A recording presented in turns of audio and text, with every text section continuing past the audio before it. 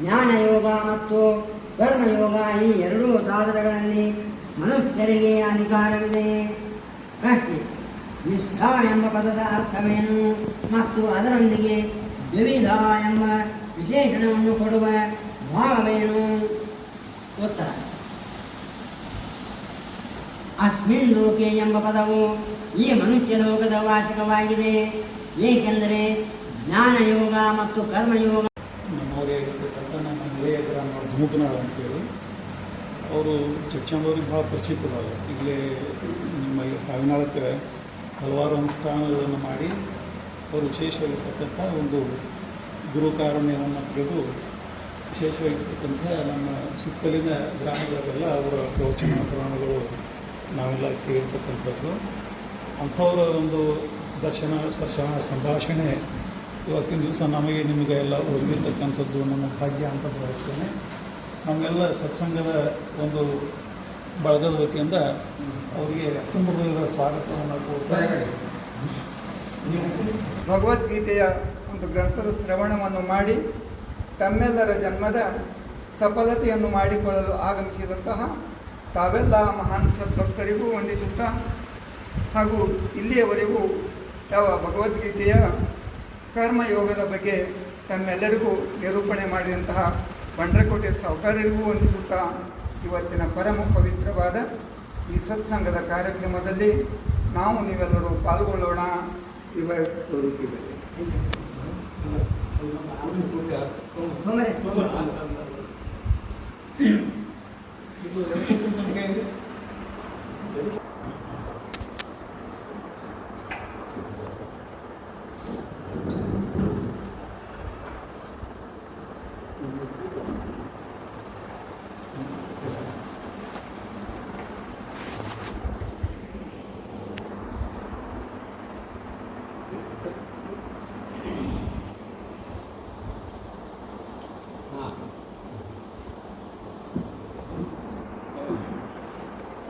ಸತ್ಸಂಗತ್ವೇ ನಿಸ್ಸಂಗತ್ವ,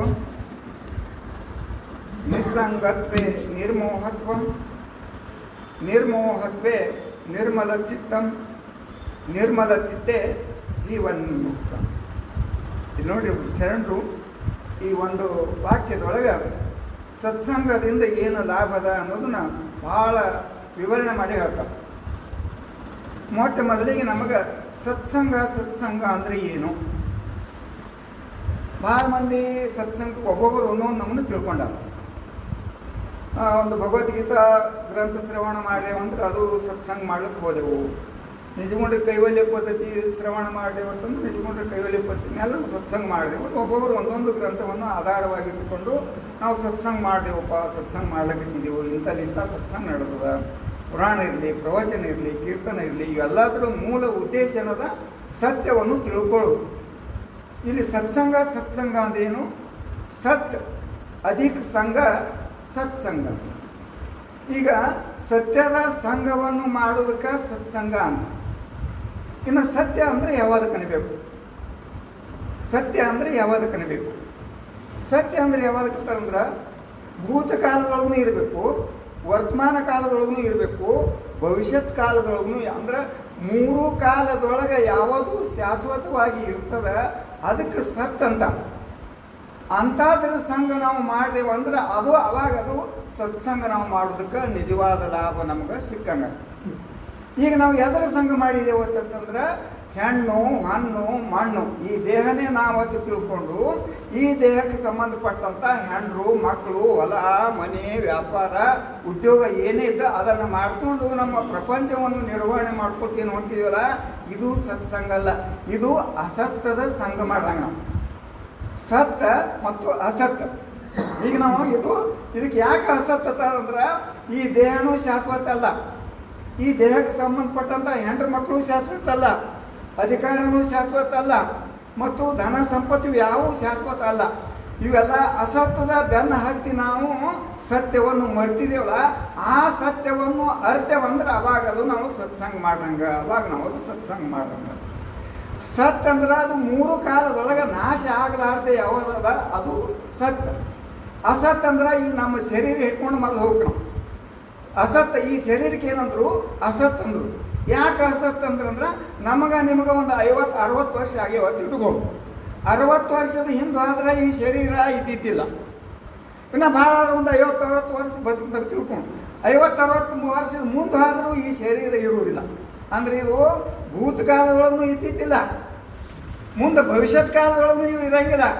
ವರ್ತಮಾನ ಕಾಲದೊಳಗೆ ನೀರಿನ ಮೇಲೆ ಗುಳ್ಳಿ ಹ್ಯಾಂಗ ತೋರ್ಲಿಕ್ಕತ್ತದ ಹಂಗೆ ಇದು ತೋರ್ಲಿಕ್ಕತ್ತದಪ್ಪ. ಇದು ಶರೀರ ಅನ್ನೋದು ಅಸತ್ತದ. ಈ ಶರೀರದೊಳಗೆ ಸತ್ತು ಚಿತ್ತು ಆನಂದ ಪರಿಪೂರ್ಣನಾದಂಥ ಪರಬ್ರಹ್ಮ ಸ್ವರೂಪ ಆತ್ಮ ಅದ. ಆ ಆತ್ಮನನ್ನು ನೀವು ಅರಿತಿರಿ ಅಂದ್ರೆ ಅವಾಗ ನೀವು ಬೇಕಾಗ್ತದೆ. ಹಾಲಿನೊಳಗಿನ ತುಪ್ಪ ನಮ್ಗೆ ಕಾಣಿಸಿದೇನು? ಹಂಗೆ ನಮ್ಮೆಲ್ಲರಲ್ಲಿ ಪರಮಾತ್ಮ ಅದಾನ, ಎಲ್ಲರಲ್ಲಿ ಪರಮಾತ್ಮ ಅದಾನ. ಅಣುರೇಣು ತೃಣಕಾಷ್ಟದೊಳಗೆ ಪರಮಾತ್ಮ ತುಂಬಿ ಅದಾನ. ಪರಮಾತ್ಮ ಇರಲಾರ್ದ ಜಾಗನೇ ಯಾವುದಿಲ್ಲ. ಅಣು ಅಂದರೆ ಅದಕ್ಕೆ ತರಂದ್ರೆ ಸೂಕ್ಷ್ಮ ದರ್ಶಕ ಯಂತ್ರದೊಳಗೆ ಏನು ನೋಡ್ಲಿಕ್ಕೆ ಸಾಧ್ಯ ಆಗ್ತದ ಅಂಥ ಸೂಕ್ಷ್ಮದೊಳಗೂ ಪರಮಾತ್ಮ ಅದಾನ. ಸೂಕ್ಷ್ಮದಕ್ಕಿಂತಲೂ ಅವನಿಗೆ ಸೂಕ್ಷ್ಮನೂ ಆಗ್ಲಿಕ್ಕೆ ಬರ್ತದ, ವ್ಯಾಪಕದಕ್ಕಿಂತಲೂ ಅವನಿಗೆ ವ್ಯಾಪಕ ಆಗ್ಲಿಕ್ಕೆ ಬರ್ತದೆ. ಹಂಗೆ ವಿದ್ಯುತ್ ಶಕ್ತಿ ಸಣ್ಣ ಮೊಬೈಲ್ದಾಗ ಹೋಗಿನೂ ಕೆಲಸ ಮಾಡ್ತದೆ. ಹೊಳಿ ಒಂದು 100 HP ಮೋಟ್ರ್ ಕುಣಿಸಿ ಅಲ್ಲಿನೂ ದೊಡ್ಡದ್ರಾಗೂ ಹೋಗಿ ಕೆಲಸ ಮಾಡ್ಕೊತಾನೆ. ಹಂಗೆ ವಿದ್ಯುತ್ ಶಕ್ತಿ ಸಣ್ಣದ್ರೊಳಗೂ ಇರ್ತದ, ದೊಡ್ಡದ್ರೊಳಗೂ ಇರ್ತದ. ಹಂಗೆ ಆ ಬ್ರಹ್ಮ ಚೈತನ್ಯ ಅದು ಪ್ರತಿಯೊಂದರೊಳಗೆ ತುಂಬಿ ಅದ. ಅಷ್ಟೇ ಅದನ್ನೇ ನಮ್ಮ ದೇಹದೊಳಗೂ ಅದೇ ಪರಮಸತ್ಯ ಅದ, ಅದೇ ಪರಮಸತ್ಯ ಅದ. ನಾವು ಜೀವಾತ್ಮರಲ್ಲ, ನಾವು ಪರಮಸತ್ಯದ ಸ್ವರೂಪರಿದ್ದೇವೆ ಅನ್ನೋ ತಿಳ್ಕೊಳ್ಳೋ ಸಲುವಾಗಿ ಇದು ಸತ್ಸಂಗ. ಏನು ನಮ್ಮೊಳಗೆ ಆ ಪರಮಾತ್ಮ ಅಂದ್ರೆ ನಮಗೆ ಯಾಕೆ ಕಾಣಿಸಂಗಿಲ್ಲ? ಮತ್ತು ಎಲ್ಲರಲ್ಲಿ ಪರಮಾತ್ಮ ಇರಲಾರ್ದೆ ಅಂತೂ ಯಾವ ವ್ಯವಹಾರ ನಡೆಯಂಗಿಲ್ಲ. ಒಂದು ಎಲೆ ಅಳಿಗಾಡಬೇಕಾದ ಸಹಿತ ಪರಮಾತ್ಮನ ಆಶ್ರಯ ಬೇಕು. ಪರಮಾತ್ಮನ ಅಸ್ತಿತ್ವ ಜರಕರ್ತಕ್ಕದಕ್ಕೆ ಸಿಗಲಿಲ್ಲ ಅಂದ್ರೆ ಒಂದು ಎಲೆ ಸಹಿತ ಅಳಿಗಾಡೋದಿಲ್ಲ. ಈ ನಾಮರೂಪಾತ್ಮಕ ಜಗತ್ತಿನ ವ್ಯವಹಾರ ಎಲ್ಲ ನಡೆದಂದ್ರೆ ಆ ಪರಮ ಸತ್ಯದ ಆಶ್ರಯದೊಳಗೆ ನಡೆಯೋದು. ಇದು ಪಂಚಮಹಾಭೂತಗಳನ್ನು ಪರಮಾತ್ಮ ಮೊದಲು ನಿರ್ಮಾಣ ಮಾಡಿ ಅಂತಾರೆ ಸಂಕಲ್ಪ ಶಕ್ತಿಯಿಂದ. ಆಕಾಶ, ವಾಯು, ಅಗ್ನಿ, ಜಲ, ಪೃಥ್ವಿ ಇವು 5 ತತ್ವಗಳಿಂದ ಪರಮಾತ್ಮ ಈ ನಾಮರೂಪಾತ್ಮಕ ಬ್ರಹ್ಮಾಂಡದ ವ್ಯವಹಾರ ಮಾಡ್ಯಾನ. ಇವುದರ ಹಿಂದೆ ಎಲ್ಲ ಪರಮ ಸತ್ಯನೇ ಅದ. ಆಕಾಶದ ಹಿಂದೂ ಪರಮ ಸತ್ಯನೇ ಅದ, ವಾಯುವಿನ ಹಿಂದೂ ಪರಮ ಸತ್ಯನೇ ಅದ, ಅಗ್ನಿ ಹಿಂದೂ ಪರಮ ಸತ್ಯನೇ ಅದ, ಜಲದ ಹಿಂದೂ ಪರಮ ಸತ್ಯನೇ ಅದ, ಪೃಥ್ವಿ ಹಿಂದೂ ಆ ಪರಮ ಸತ್ಯನೇ ಅದ. ಎಲ್ಲದಕ್ಕೂ ಆಶ್ರಯ ಕೊಟ್ಟು ತಾನು ಇನ್ನೊಂದರ ಆಶ್ರಯ ಇರಲಾರ್ದ ಸ್ವಯಂ ಯಾವದದ ಅದು ಆತ್ಮಸ್ವರೂಪ, ಅದು ಆತ್ಮಸ್ವರೂಪ. ಅಂಥ ಆತ್ಮಸ್ವರೂಪದ ಜ್ಞಾನ ನಮಗಾಯ್ತಂದ್ರೆ ಆವಾಗ ನಾವು ನಿಜವಾದ ಸತ್ಸಂಗ ಮಾಡಿ ನಮ್ಮ ಸಫಲತೆಯನ್ನು ನಾವು ಮಾಡ್ಕೊಂಡಂಗೆ. ಇನ್ನು ಅಂಥ ಆತ್ಮ ಹೆಂಗದಾನ? ಮತ್ತು ಹಾಲಿನೊಳಗೆ ತುಪ್ಪ ಹೆಂಗೆ ಅವ್ಯಕ್ತವಾಗಿ ಅದ ಹಂಗೆ ನಮ್ಮೊಳಗೆ ಅದ. ಹಾಲಿನೊಳಗೆ ತುಪ್ಪರೇ ಆದ, ಆದರೆ ಕಾಣಿಸ್ತದೇನು? ಕಾಣಿಸಂಗಿಲ್ಲ. ಕಾಣಿಸಂಗಿಲ್ಲ ಅಂದ್ರೆ ಅದರೊಳಗೆ ತುಪ್ಪ ಇಲ್ಲೇನು? ಹಾಲಿನೊಳಗೆ ತುಪ್ಪ ಹೆಂಗೆ ಅವ್ಯಕ್ತವಾಗಿ ನಮಗೆ ಕಣ್ಣಿಗೆ ಕಾಣಿಸ್ಲಾರ್ದಂಗೆ ಅವ್ಯಕ್ತವಾಗಿ ಅದಲ್ಲ, ಹಂಗೆ ಪ್ರತಿಯೊಬ್ಬರ ದೇಹದೊಳಗೆ ಎಲ್ಲ 84 ಲಕ್ಷ ಜೀವರಾಶಿ ಒಳಗೆ ಜಡದೊಳಗೂ ಚೈತನ್ಯ ಅದ, ಅಜಡದೊಳಗೂ ಚೈತನ್ಯ ಅದ. ಎಲ್ಲ ಜೀವರಾಶಿಗಳಲ್ಲಿ ಆ ಪರಮ ಸತ್ಯದ ಸ್ವರೂಪ ಹಾಸು ಒಕ್ಕಾಗ್ಯದ. ಇನ್ನು ಅಂಥ ಪರಮ ಸತ್ಯವನ್ನು ಅರಿಬೇಕಾದ್ರೆ ಹಾಲಿನೊಳಗಿನ ತುಪ್ಪ ನಾವು ಕಡಿಗೆ ಮಾಡಬೇಕಾದ್ರೆ ಅದಕ್ಕೂ ಸಂಸ್ಕಾರ ಕರ್ಮಗಳನ್ನು ಕೊಟ್ಟಾಗ ಹಾಲಿನೊಳಗಿನ ತುಪ್ಪ ನಮಗೆ ಹೆಂಗೆ ಸಿಗ್ತದಲ್ಲ, ಹಂಗೆ ನಮ್ಮೊಳಗಿರುವಂಥ ಪರಮ ಸತ್ಯವನ್ನು ಅರಿಬೇಕಾದ್ರೆ ಹಾಲಿಗೆ ಹೆಂಗೆ ಮೊದಲ ಸಂಸ್ಕಾರ ಕೊಡಬೇಕು. ಹಾಲಿಗೆ ಮೊದಲಿಗೆ ಏನು ಮಾಡ್ಬೇಕಾಗ್ಯದ? ಕಾಯಿಸ್ಬೇಕಾದ. ಇನ್ನು ಹಾಲು ಕಾಯಿಸ್ಬೇಕಾದ್ರೆ ಮೊದಲು ಗಡಿಗೆ ಸ್ವಚ್ಛ ಇರಬೇಕು. ಹಾಲು ಕಾಸಲು. ಮತ್ತು ಹಾಲು ಕಾಸು ಗಡಿಗೆನೇ ಸ್ವಚ್ಛ ಇದ್ದಿತ್ತಲ್ಲ, ಆದ್ರಾಗ ನಾವು ಹಾಲು ಕಾಸಕ್ಕೆ ಶುರು ಮಾಡಿದೇವಂದ್ರೆ ಹಾಲು ಕೆಟ್ಟು ಹೋಗಿಬಿಡ್ತದೆ. ಅದೇ ರೀತಿ ಈ ನಮ್ಮ ಶರೀರದೊಳಗೆ ಹಿಂದಿನ ಸಂಸ್ಕಾರಗಳು, ಆ ಹಿಂದಿನ ಸಂಸ್ಕಾರ ನಮ್ಮಲ್ಲಿ ಸೇರ್ಕರ್ತಕ್ಕ ಇದ್ದು ಅಂತಂದ್ರೆ ಇನ್ನ ನಮ್ಮ ಗಡಿಗಿದು ಸ್ವಚ್ಛ ಆಗಿಲ್ಲ. ನಮ್ಮ ಗಡಿಗೆ ಎಲ್ಲಿ ಸ್ವಚ್ಛ ಆತಂದ್ರೆ ಸತ್ಸಂಗ ಬಿಟ್ಟು ಮತ್ತೊಂದು ಕಡೆ ಅದಕ್ಕೆ ದಾರಿ ಇಲ್ಲ. ಉಳಿದುದೆಲ್ಲ ಕೊಂಡು ತೊಗೊಳಕ್ಕೆ ಬರ್ತದೆ. ನನಗೆ ಸತ್ಸಂಗದ ಮಹತ್ವ ಕೊಂಡು ತಗೋಬೇಕಾಗ್ಯದ. ಮತ್ತು ಅದು ಎಲ್ಲೆಲ್ಲಿ ಸಿಗ್ತದೆ ಅಂತಂದು ಯಾವ ಬಜಾರ್ದಾಗ ಹೋದರೂ ಸಿಗಂಗಿಲ್ಲ, ಯಾವ ಡಾಕ್ಟ್ರ್ ಕಡೆ ಹೋದರೂ ಸಿಗಂಗಿಲ್ಲ. ಅದನ್ನು ತಿಳಿಸಿಕೊಡುವಂಥ ಸಾಮರ್ಥ್ಯ ಯಾರಿಗದ? ಶ್ರೋತ್ರಿಯ ಬ್ರಹ್ಮನಿಷ್ಠ ಸದ್ಗುರುವಿಗದ. ಆ ಶ್ರೋತ್ರಿಯ ಬ್ರಹ್ಮನಿಷ್ಠ ಸದ್ಗುರುವಿಗೆ ಶರಣಾಗತರಾಗಬೇಕು ನಾವು. ಶರಣಾಗತ ಅಂದ್ರೆ ನಾವು ಆಪ್ತ ಅಂಗ ಸ್ಥಾನ ಸದ್ಭಾವದಿಂದ ಆ ಗುರುವಿನ ಸೇವಾ ಮಾಡಿ ಗುರುವಿನ ಅಂತಃಕರಣ ಕೃಪೆಗೆ ನಾವು ಪಾತ್ರರಾದೇವತ್ತಂದ್ರೆ ಅವಾಗ ಆ ಸದ್ಗುರುನಾಥ ನಮ್ಮೊಳಗಿರುವಂತಹ ಜೀವಾತ್ಮನೇ ಪರಮಾತ್ಮ ಅದಾನಪ್ಪ ಅನ್ನೋದು ತೋರಿಸ್ತಾರೆ. ಇಲ್ಲಿ ತನ ನೀ ಏನು ಜೀವಾತ್ಮ ತಿಳ್ಕೊಂಡಿದಿ, ನಾ ಶ್ರೀಮಂತ, ನಾ ಅಧಿಕಾರಿ, ನಾ ಹಾಗೆ ಹೀಗೆ ಏನು ತಿಳ್ಕೊಂಡಿದ್ರು ಯಾವನು ಎಲ್ಲ ನೀನು ಕೇವಲ ಸತ್ತು ಚಿತ್ತು ಆನಂದ ನಿತ್ಯ ಪರಿಪೂರ್ಣನಾದಂತಹ ಪರಬ್ರಹ್ಮ ಸ್ವರೂಪನೇ ನೀನಿದ್ದಿ ಅಂತ ಸದ್ಗುರುನಾಥ ತೋರಿಸ್ಕೊಡ್ತಾನೆ. ಅದು ಹ್ಯಾಂಗೆ ತೋರಿಸ್ಕೊಡ್ತಾನಂದ್ರೆ ಹಾಲಿನೊಳಗಿನ ತುಪ್ಪ ಕಡಿಗೆ ಮಾಡಬೇಕಾದ್ರೆ ಅದಕ್ಕೆ ಸಂಸ್ಕಾರ ಕೊಡಬೇಕು. ಹಾಲು ಕಾಸು ಗಡಿಗೆ ಮೊದಲು ಸ್ವಚ್ಛ ಇಡಬೇಕು. ಆ ಸ್ವಚ್ಛವಾದ ಗಡಿಯೊಳಗೆ ಹಾಲು ಕಾಸು ಕಟ್ಟಿವತ್ತಂದ್ರೆ ಹಾಲು ಕಾಸಲಕ್ಕೂ ಒಂದು ಕ್ರಮ ಅದ. ಹಾಲಿಗೆ ದನ ಉರಿ ಹಚ್ಚಿದೇವತ್ತಂದ್ರೆ ಉಕ್ಕಿ ಹೋಗಿಬಿಡ್ತದ, ಕೆನಿನೂ ಬರಂಗಿಲ್ಲ, ಮುಂದೆ ಬೆಣ್ಣೆ ತುಪ್ಪ ಅಂತ ದೂರ ಉಳಿತು. ಮತ್ತು ಉರಿ ಹಚ್ಚೋದು ಮತ್ತೊಂದಿಟ್ಟು ಏನೇ ಕೆಲಸ ಮಾಡ್ಕೊತ ಹೋಗೋದು, ಅವು ಹಾಲು ತಣ್ಣಗಾಗೋದು, ಮತ್ತೊಂದು ಬಂದು ಹಿಂಗೆ ಕಾಸ್ಕೊತ ಹೋದೆವು ಅಂದ್ರೆ ಹಾಲು ಸರಿಯಾಗಿ ಕಾಯಂಗಿಲ್ಲ. ಇದರ ತಾತ್ಪರ್ಯ ಏನಂದ್ರೆ ನಾವು ಒಮ್ಮೆ ಸತ್ಸಂಗ ಸೇರ್ಕರ್ತಕ್ಕ ಮಾಡ್ಲಿಕ್ಕತ್ತೇವತ್ತಂದ್ರೆ ಹಾಲು ಪೂರ್ತಿ ತಣ್ಣಗೆ ಆಗುವಂಗೂ ಬಿಡಬಾರ್ದು, ಹಾಲು ಉಕ್ಕಿ ಹೋಗುವಂಗೂ ಬಿಡಬಾರ್ದು. ಅದಕ್ಕೆ ಒಂದು ಕ್ರಮಬದ್ಧವಾಗಿ ನಾವು ಸತ್ಸಂಗ ಮಾಡಬೇಕು, ಕ್ರಮಬದ್ಧವಾಗಿ ಸತ್ಸಂಗ ಮಾಡಬೇಕು. ಇಲ್ಲಿ ಹಾಲು ಉಕ್ಕಿ ಹೋಗುವುದು ಅದು ಸತ್ಸಂಗ. ಹಾಲು ಉಕ್ಕಿ ಹೋಗ್ತದ ಹ್ಯಾಂಗೆ ಸತ್ಸಂಗ ಅದ. ಇವತ್ತೊಬ್ರು ಗುರುಗಳು ತರೋದು ಅವರು ನಮ್ಮನ್ನ ಒಬ್ಬ ಮಂತ್ರ ಯೋಗ ಹೇಳ್ತಾನೆ, ಮತ್ತೊಬ್ಬ ನೀ ತರೋದು ಅವನು ಹಠಯೋಗ ಹೇಳ್ತಾನೆ, ಮತ್ತೊಬ್ಬ ಹಠಯೋಗ ಬೇಡ ನೀ ಶಿವಯೋಗ ಮಾಡಕ್ಕೆ ಹೇಳ್ತಾನೆ. 18 ಮಂದಿ ತಂದು 18 ನಮ್ಮನ್ನು ಮಾಡ್ಕೋತ ಹೋದೆ ಅಂದ್ರೆ ಉರಿ ಬಕ್ಕಳ ಹಚ್ತೀವಿ ಅಂದ್ರೆ ಅದು ಹಾಲು ಉಕ್ಕಿ ಹೋದಂಗೆ ಆಗ. ಅಂದ್ರೆ ಈ ಸತ್ಸಂಗ ಮಾಡ್ಲಿಕ್ಕೆ ಶ್ರೋತ್ರಿಯ ಬ್ರಹ್ಮನಿಷ್ಠ ಸದ್ಗುರು ಒಬ್ಬ ಆದ್ರೆ ಸಾಕು. ಶ್ರೀರಾಮಚಂದ್ರ ಪ್ರಭು ಅವನಿಗೆ ಅಂಥ ದಿವ್ಯವಾದ ಶಕ್ತಿ ಯಾಕೆ ಬಂದಿತ್ತಂದ್ರೆ ಒಬ್ಬನೇ ಗುರುವನ್ನು ನಂಬದ. ಏಕ ಬಾಣ, ಏಕ ಪತ್ನಿ, ಏಕ ವಾಣಿ. ಒಂದೇ ಮಾತು ಒಮ್ಮೆ ವಚನ ಹೋಯ್ತಂದ್ರೆ ಖಲಾಸ ಆಯ್ತು. ಪತ್ನಿ ಉಳಿದವರೆಲ್ಲ ಎಷ್ಟಾಯ್ತು ಇದನ್ನು ಮಾಡ್ತಾರೆ. ಅವ ಏಕ ಪತ್ನಿ ಅದನ್ನು ನಂಬದ. ಮತ್ತು ಒಬ್ಬನೇ ಗುರುವಿನ ಮಾತನ್ನು ಕೇಳ್ದ. ಇಲ್ಲಿ ಸತ್ಸಂಗ ಮಾಡೋದು ಸಹಿತ ನಾವು ಒಂದು ಗ್ರಂಥ ಹಿಡಿದೇವತ್ತಂದ್ರೆ ಆ ಗ್ರಂಥದ ಪೂರ್ತಿ ಮುಗಿಯುತ್ತಾನ ಅದನ್ನೇ ನೋಡ್ಬೇಕು. ಒಂದು ಬಿಟ್ಟು ಮತ್ತೊಂದು, ಒಂದು ಬಿಟ್ಟು ಮತ್ತೊಂದು ಮಾಡ್ದೇವತ್ತಂದ್ರೆ ಅದು ಹಾಲ ಉಕ್ಕಿ ಹೋದಂಗೆ. ಇನ್ನು ಹಾಲು ಕಾಸಲಿಕ್ಕೆ ಒಂದು ಕ್ರಮ ಅದ. ಹಾಲಿಗೆ ಉರಿ ಭಾಳ ದನ ಹಚ್ಚಬಾರ್ದು, ಮತ್ತು ಹಚ್ಚೋದು ಒಂದು ಬಿಡುದೂ ಮಾಡಬಾರ್ದು. ಯಾವಾಗ ಹಾಲು ಕಾಯ್ದು ಒಂದು ಸ್ವಲ್ಪ ಕೆನಿ ಬತ್ತಂದ್ರೆ ಅವಾಗ ಹಾಲು ಕಾಸು ಕ್ರಿಯೆ ನಿಂತು ಅಲ್ಲಿ ಮುಗೀತು. ಹಾಲು ಕಾಸು ಸಂಸ್ಕಾರ ಕ್ರಿಯೆ ಮುಗಿತು. ಇನ್ನು ಹಾಲು ಕಾಸುದು ರೂಪನೇ ಹೆಪ್ಪು ಹಚ್ಚಲಿಕ್ಕೆ ಬರ್ತದೆ ಅದಕ್ಕೆ ಬರುವುದಿಲ್ಲ. ಹಾಲ ಬೆಚ್ಚಗಿರುದಾಗ ನಾವು ಹೆಪ್ಪು ಸೇರ್ಕರ್ತಕ್ಕ ಅದಕ್ಕೆ ಹಚ್ಚಿದೇವತ್ತಂದ್ರೆ ಮೊಸರಾಗೋದಿಲ್ಲ. ಒಡಕೊಡಕಾಗಿ ರೊಟ್ಟ ಮಾಡ್ಕೊತ ಮ್ಯಾಲಿಟ್ಟು ದಿಪ್ಪಕ್ಕೆ ತೇರ್ತದ ಕೆಳಗೆ ನೀರಾಗಿ ಬಿಡ್ತದೆ. ಅದು ಮೊಸರಾಗೋದಿಲ್ಲ. ಮೊಸರೇ ಆಗಲಿಲ್ಲ ಅಂದ್ರೆ ಅದರ ಬೆಣ್ಣೆನೂ ಬರಂಗಿಲ್ಲ, ತುಪ್ಪ ಅಂತೂ ಮತ್ತು ದೂರೇ ಉಳಿತು. ಇದರ ತಾತ್ಪರ್ಯ ಏನು? ಹಾಲ ಅತಿ ಬಿಸಿಯಾಗಿದ್ದಕ್ರ ಅದಕ್ಕೆ ನಾವು ಹೆಪ್ಪು ಹಚ್ಚಬಾರ್ದು ಅಂದ್ರೆ ಇದರ ಅರ್ಥ ಏನಂತಂದ್ರೆ ನಮ್ಮ ಇಂದ್ರಿಯಗಳು ಪಂಚ ಜ್ಞಾನೇಂದ್ರಿಯ ಪಂಚ ಕರ್ಮೇಂದ್ರಿಯಗಳು ಇವು ವಿಷಯದ ಕಡೆ ಭಾಳ ಹರಿದು ಹೋಗ್ತಿತ್ತು ಅಂದ್ರೆ, ವಿಷಯಾಸಕ್ತಿ ನಮ್ಮಲ್ಲಿ ಅತಿಯಾಗಿತ್ತಂದ್ರೆ ಅಂತಹ ಹೊತ್ನಾಗ ಅವು ಮಾಡ್ಕೋತ ನಾವು ಸತ್ಸಂಗ ಮಾಡಿದೆವತ್ತಂದ್ರೆ ಆಗುವುದಿಲ್ಲ. ಅವುದರಿಂದ ಒಂದು ಸ್ವಲ್ಪ ನಾವು ವಿಮುಖರಾಗಬೇಕು. ಕಾಮ, ಕ್ರೋಧ, ಲೋಭ, ಮೋಹ, ಮದ, ಮತ್ಸರ ಅನ್ನುವಂಥ ಅರಿಷಡ್ವರ್ಗಗಳನ್ನು ಒಂದು ಸ್ವಲ್ಪ ನಾವು ಹತೋಟಿ ಒಳಗೆ ತರಬೇಕು. ಹತೋಟಿ ಒಳಗೆ ತರೋದಂದ್ರೂ ಮನಸ್ಸು ಹೇಳ್ದಂಗೆ ನಾವು ಹೊಂಟೇವತ್ತಂದ್ರೆ ಅವು ನಾವು ಇಂದ್ರಿಯಗಳು ನಮ್ಮ ಹತೋಟಿ ಒಳಗೆ ಇಲ್ಲ ಅಂತ ತಿಳ್ಕೊಬೇಕು. ಮನಸ್ಸು ನಾವು ಹೇಳ್ದಂಗೆ ಕೇಳಕತ್ತು ಹೋತಂದ್ರೆ ಅದು ಇಂದ್ರಿಯಗಳ ನಿಗ್ರಹ ಮಾಡುವಂಥ ಸಾಮರ್ಥ್ಯ ನಮಗೆ ಬಂದದ. ಅಂದ್ರೆ ಅಂದ್ರೆ ಅದಕ್ಕೆ ಅಲ್ಲಿ ಹೆಪ್ಪು ಹಚ್ಚೋದು. ಹೆಪ್ಪು ಯಾವಾಗ ಹಚ್ಚೋದು ಅಂದ್ರೆ ಹಾಲು ಸುಡು ಬಾಳಿ ಇದ್ದಕ್ರೆ ಹಚ್ಚಬಾರ್ದು. ಅಂದ್ರೆ ವಿಷಯಾಸಕ್ತಿ ಅತಿ ಇದ್ದಕ್ರೆ ನಾವು ಸತ್ಸಂಗ ಮಾಡ್ತೀವಿ ಅಂದ್ರೆ ಅದರ ಲಾಭ ಸಿಗಂಗಿಲ್ಲ. ಇವು ವಿಷಯಗಳಿಂದ ಒಂದು ಸ್ವಲ್ಪ ವಿಮುಖರಾಗಿ ಸತ್ಸಂಗ ಮಾಡಿಕೊಂಡು ತಪ್ಪದೆ. ಏನು ಹಾಲು ಪೂರಾ ಥಂಡಗಾದ ಬಳಿಕ ಯಾಕಂದ್ರೆ ಹೆಪ್ಪು ಹಚ್ಚಲಿಕ್ಕೆ ಬರ್ತದೆ ಅಂತ ಕೇಳಿದ್ರೆ ಬರೋದಿಲ್ಲ. ಹಾಲು ಪೂರಾ ಥಂಡಗಾದ ಬಳಿಕ ಹೆಪ್ಪು ಹಚ್ಚಿ ಅಂದ್ರೆ ಮೊಸರು ಆಗೋದಿಲ್ಲ.